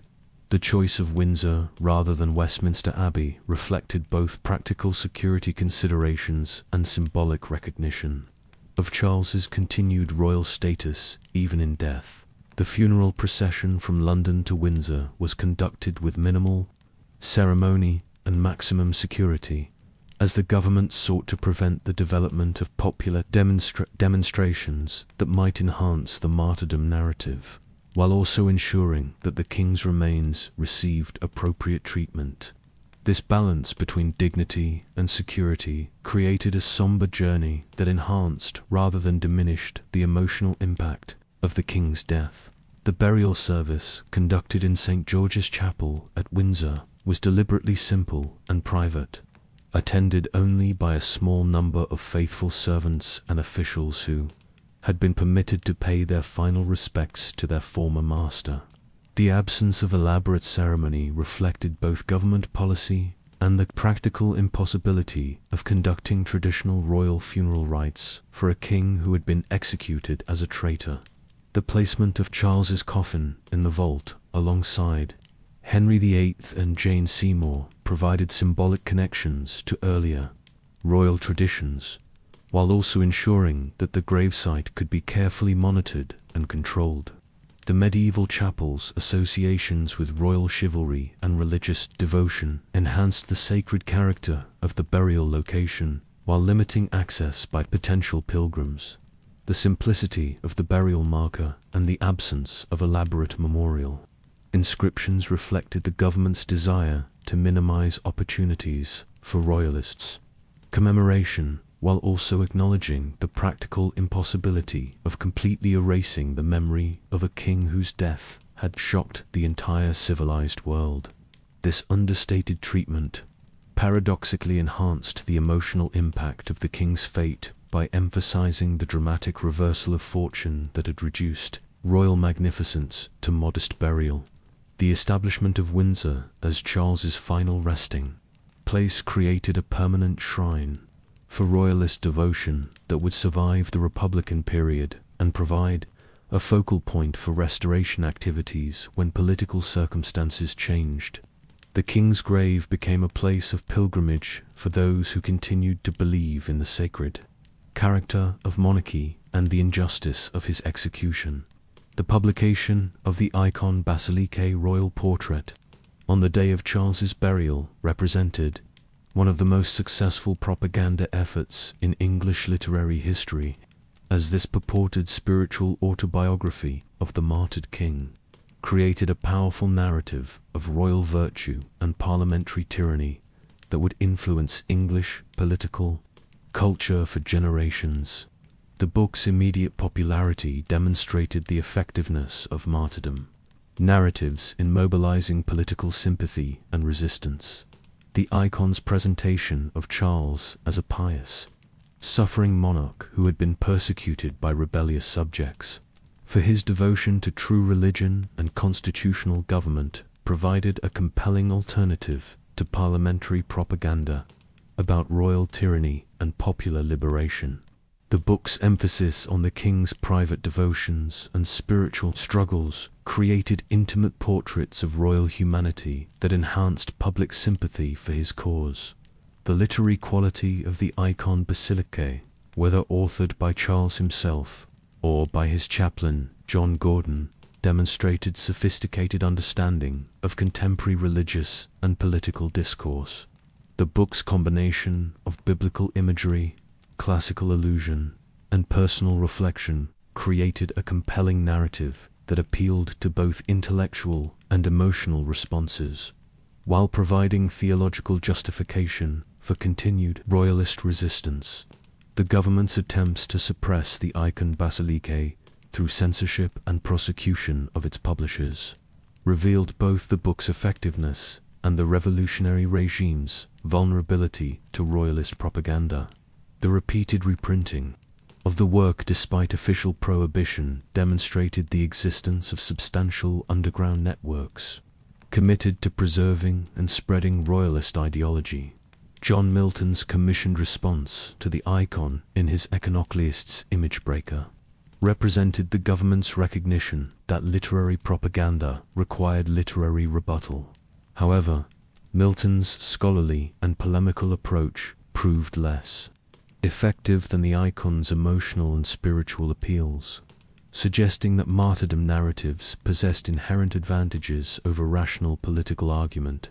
The international circulation of the icon Basilique enhanced Charles's reputation throughout Europe while also providing foreign royalist sympathizers with intellectual ammunition for criticizing the English revolutionary government. The book's translation into multiple languages created a European-wide narrative of royal martyrdom that complicated the new government's diplomatic efforts. The formal abolition of the monarchy on March 17, 1649, and the subsequent establishment of the Commonwealth represented the revolutionary government's attempt to create new forms of political authority that would replace the traditional royal institutions that had been destroyed by civil war and regicide. These unprecedented constitutional innovations required extensive theoretical justification and practical adaptation as England became Europe's first major republican state in over a century. The act abolishing the monarchy declared that the office of king was unnecessary, burdensome, and dangerous to the liberty, safety, and public interest of the people. and therefore should be completely eliminated rather than reformed or transferred. This radical conclusion represented the logical extension of arguments about popular sovereignty that had begun with resistance to royal taxation and had evolved through civil war into complete rejection of monarchical authority. The subsequent Act abolishing the House of Lords eliminated the other major institution of traditional English government, creating a unicameral system based entirely on the authority of the House of Commons as purged and controlled by military force. This constitutional innovation reflected both ideological commitment to popular government and practical recognition that traditional aristocratic institutions could not be trusted to support revolutionary changes. The establishment of the Council of State as the executive authority of the new Commonwealth represented an attempt to combine efficiency with accountability in ways that traditional monarchy had never achieved. The Council's membership reflected both military and civilian elements of the revolutionary coalition, while its procedures sought to ensure collective decision-making rather than personal rule. The new government's attempts to establish legitimacy through appeals to popular sovereignty and natural rights required extensive theoretical innovation that challenged centuries of English political tradition. The Commonwealth's propagandists argued that the English people had always possessed sovereign authority that had been temporarily usurped by monarchical tyranny, but was now restored to its rightful owners. The practical challenges of governing without traditional royal institutions revealed both the innovative capacity and the fundamental limitations of the revolutionary regime. While the Commonwealth proved capable of maintaining domestic order and conducting foreign policy, its dependence on military force and its exclusion of substantial portions of the political nation created ongoing legitimacy problems that would eventually contribute to its collapse. Oliver Cromwell's emergence as the dominant figure in post-regicide England represented both the logical conclusion of his military and political leadership during the civil wars and the beginning of a new phase of authoritarian government that would ultimately prepare the way for monarchical restoration. His rise to power demonstrated both the revolutionary potential of military leadership and the practical difficulties of maintaining republican government without broad popular support. Cromwell's military campaigns in Ireland, 1649 to 1650, and Scotland, 1652-1651, completed the conquest of the British Isles under Commonwealth authority, while also establishing his reputation as the most successful military commander of his generation. These campaigns' brutal efficiency demonstrated both the military effectiveness of the new model army and the harsh methods necessary to maintain revolutionary government against traditional loyalties. The Irish campaign's particular brutality, including the massacres at Drogheda and Wexford, reflected both Cromwell's religious conviction about divine justice against Catholic enemies and his practical understanding that terror could be an effective instrument of political control. These military actions created lasting hatred in Ireland, while also demonstrating the revolutionary government's willingness to use extreme methods to achieve its objectives. The dissolution of the Rump Parliament in April 1653 marked Cromwell's final break with representative government and his assumption of personal authority that differed from monarchy, primarily in its republican rhetoric rather than its practical exercise. This military coup demonstrated that the Commonwealth's democratic pretensions had always been subordinate to the military power that sustained them. The establishment of the Protectorate in December 1653 created a new form of government that combined republican theory with quasi-monarchical practice. As Cromwell assumed the title of Lord Protector with powers that closely resembled those of traditional kings, this constitutional innovation represented both recognition of the need for effective executive authority and acknowledgement that pure republican government was impractical under English conditions. Cromwell's rejection of the crown when it was offered to him in 1657 reflected both personal conviction about republican principles and practical calculation about the political costs of formal monarchical restoration. This decision demonstrated the continuing power of anti-monarchical sentiment, while also revealing the attraction that traditional forms of authority retained, even among committed republicans. The death of Oliver Cromwell in September 1658 created a succession crisis that exposed the fundamental weakness of personal government and began the process that would lead to the restoration of traditional monarchy under Charles II. The failure of Richard Cromwell to maintain his father's authority demonstrated that charismatic leadership could not be institutionalized within republican forms of government. The political instability that followed Oliver Cromwell's death saw various military and civilian factions competing for control, while none possessed the legitimacy or authority necessary to maintain stable government. This period of uncertainty convinced many former Republicans that traditional monarchy provided the only viable foundation for effective government and social order.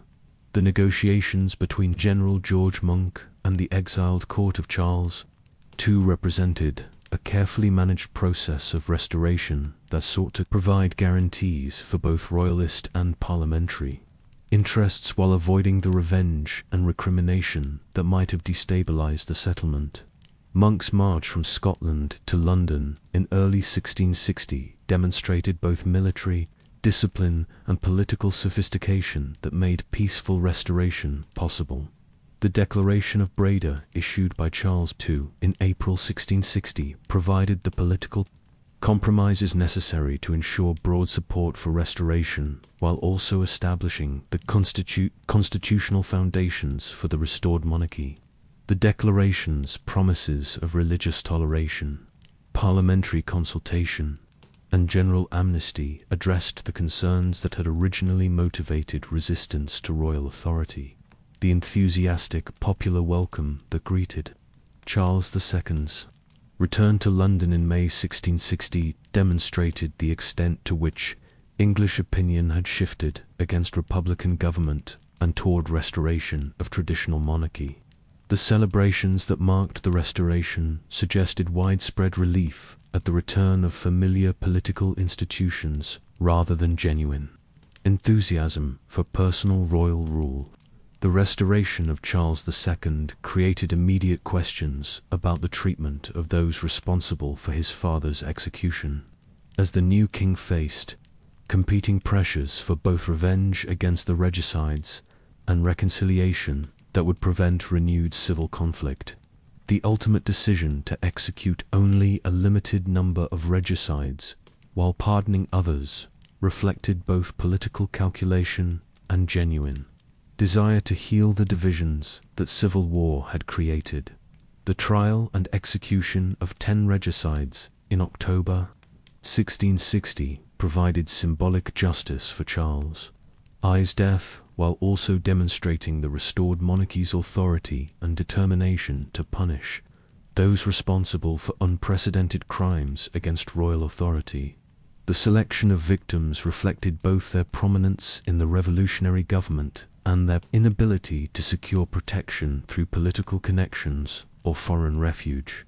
The gruesome executions of men like Thomas Harrison, who was hanged, drawn, and quartered at Charing Cross, provided public spectacles that satisfied popular demand for revenge, while also serving as warnings to potential future rebels. These executions' deliberate brutality reflected both traditional punishment for treason and specific desire to provide contrasts with the dignified death that Charles I had achieved on the scaffold. The posthumous punishment of Oliver Cromwell, Henry Ireton, and John Bradshaw through exhumation and ceremonial execution demonstrated the symbolic importance of regicide punishment even when the actual perpetrators were beyond earthly justice.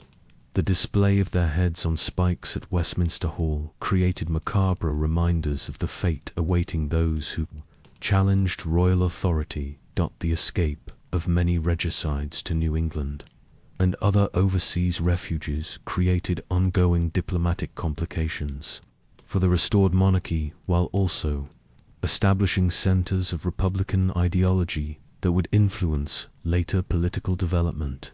These exiled regicides' survival demonstrated both the international character of the English Revolution and the practical limitations of royal revenge. The fate of surviving regicides who remained in England revealed the complex calculations that influenced restoration policy, as some received pardons while others faced imprisonment or lesser punishments. These differential treatments reflected both individual circumstances and the new government's desire to encourage accommodation while maintaining deterrent effects against future rebellion. The historical assessment of Charles I's reign and death has evolved significantly over the centuries since his execution, reflecting changing political circumstances and historiographical perspectives that have alternately portrayed him as a martyred saint, a tyrannical despot, and a tragic figure caught between incompatible forces. These varying interpretations demonstrate both the complexity of his historical significance and the continuing relevance of the constitutional and religious issues that defined his reign. The immediate royalist interpretation of Charles as a royal martyr who died for his principles created powerful mythological narratives that sustained monarchist resistance during the Republican period and provided emotional foundations for the Restoration settlement. The cult of King Charles the Martyr, formally recognized by the Church of England, established theological frameworks for understanding royal authority and political obedience that influenced Anglican political theory for generations. The Whig, a historical tradition that emerged during the later 17th and 18th centuries, portrayed Charles as a tyrannical king whose arbitrary government had crustily provoked resistance, and whose execution, while regrettable in its methods, had established crucial precedents for constitutional limitations on royal authority. This interpretation emphasized the positive constitutional developments that had emerged from the Civil War period. Modern historical scholarship has generally adopted more nuanced perspectives that recognize both Charles's personal virtues and his political failures, while also acknowledging the complex circumstances that limited his options and influenced his decisions. Contemporary historians tend to emphasize the structural tensions within early modern government rather than individual moral judgments about the king's character or his opponents' motivations. The constitutional precedents established by Charles's trial and execution have influenced political development throughout the English-speaking world, providing theoretical foundations for concepts of governmental accountability and popular sovereignty that became central to modern democratic theory. The principle that rulers are accountable to law rather than standing above it represents one of the most significant legacies of the Revolutionary period. The international influence of Charles's execution extended far beyond England to affect monarchical theory and practice throughout Europe, and eventually throughout the world. The demonstration that even divinely appointed kings could be held accountable for their actions established precedents that would influence later revolutions, while also prompting defensive reforms in other monarchical systems. The restoration of monarchy in 1660 created governmental institutions that appeared similar to those that had existed before the Civil War, but operated according to fundamentally different principles that reflected the constitutional lessons learned during 20 years of political upheaval. The restored monarchy was limited by both formal restrictions and informal understandings that prevented any return to the personal rule methods that had characterized Charles I's reign. The financial arrangements that supported Charles II's government ensured parliamentary involvement in royal administration that made independent royal government impossible, while also providing the crown with sufficient resources to maintain dignity and effectiveness. This financial settlement represented one of the most important practical changes that distinguished the restored monarchy from its pre-Civil War predecessor.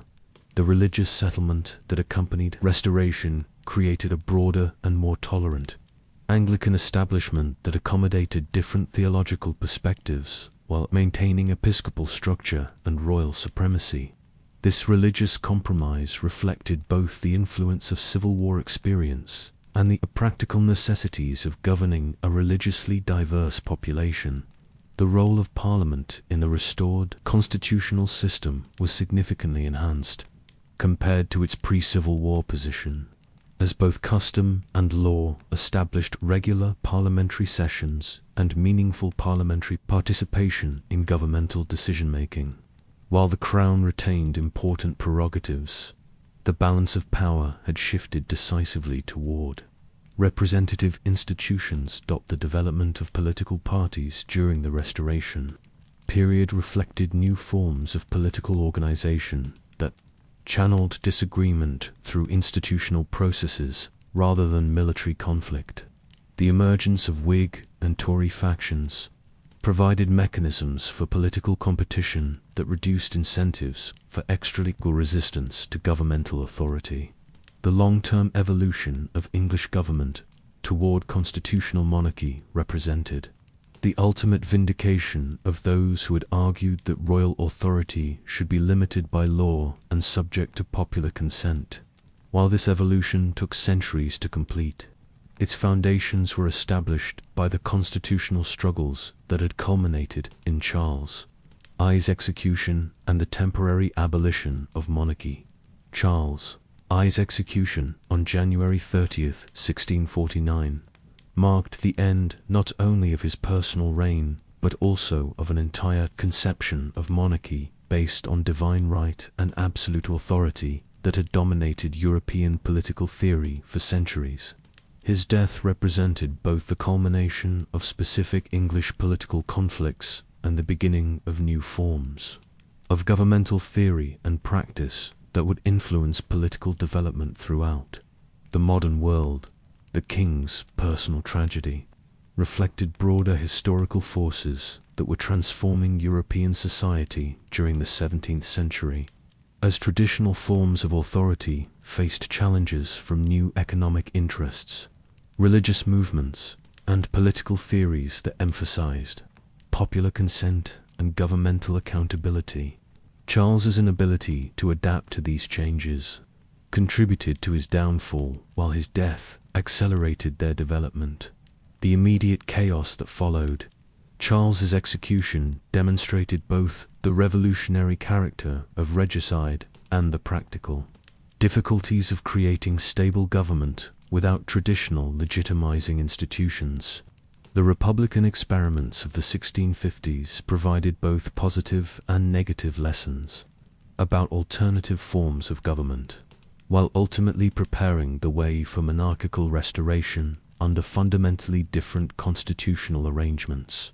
The lasting influence of Charles's reign and death extended far beyond the immediate political circumstances that created them to encompass fundamental questions about the nature of political authority, the rights of subjects, and the relationship between governors and governed that continue to influence political thought and practice in the modern world.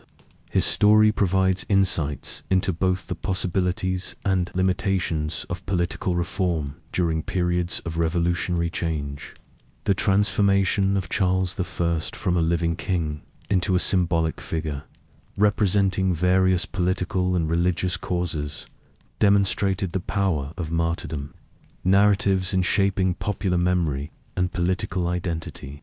His death created competing interpretations of English history that would influence political discourse for generations, while also providing cautionary examples about the dangers of political extremism and governmental breakdown.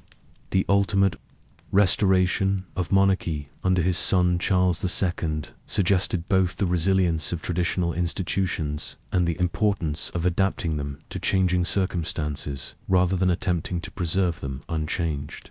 The constitutional monarchy that emerged from restoration represented a synthesis of traditional authority and popular consent that would serve as a model for political development in other countries.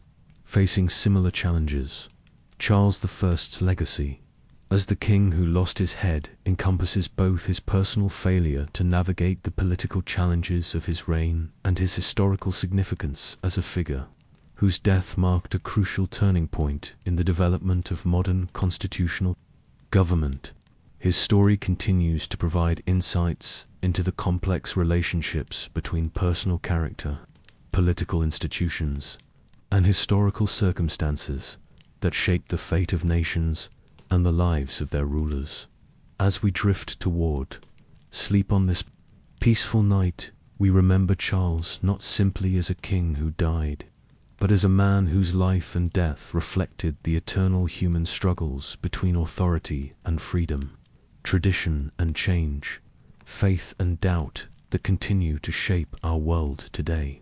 His story reminds us that even the most powerful individuals are ultimately subject to forces larger than themselves, and that history's judgment often differs dramatically from the expectations of those who lived through its most dramatic moments.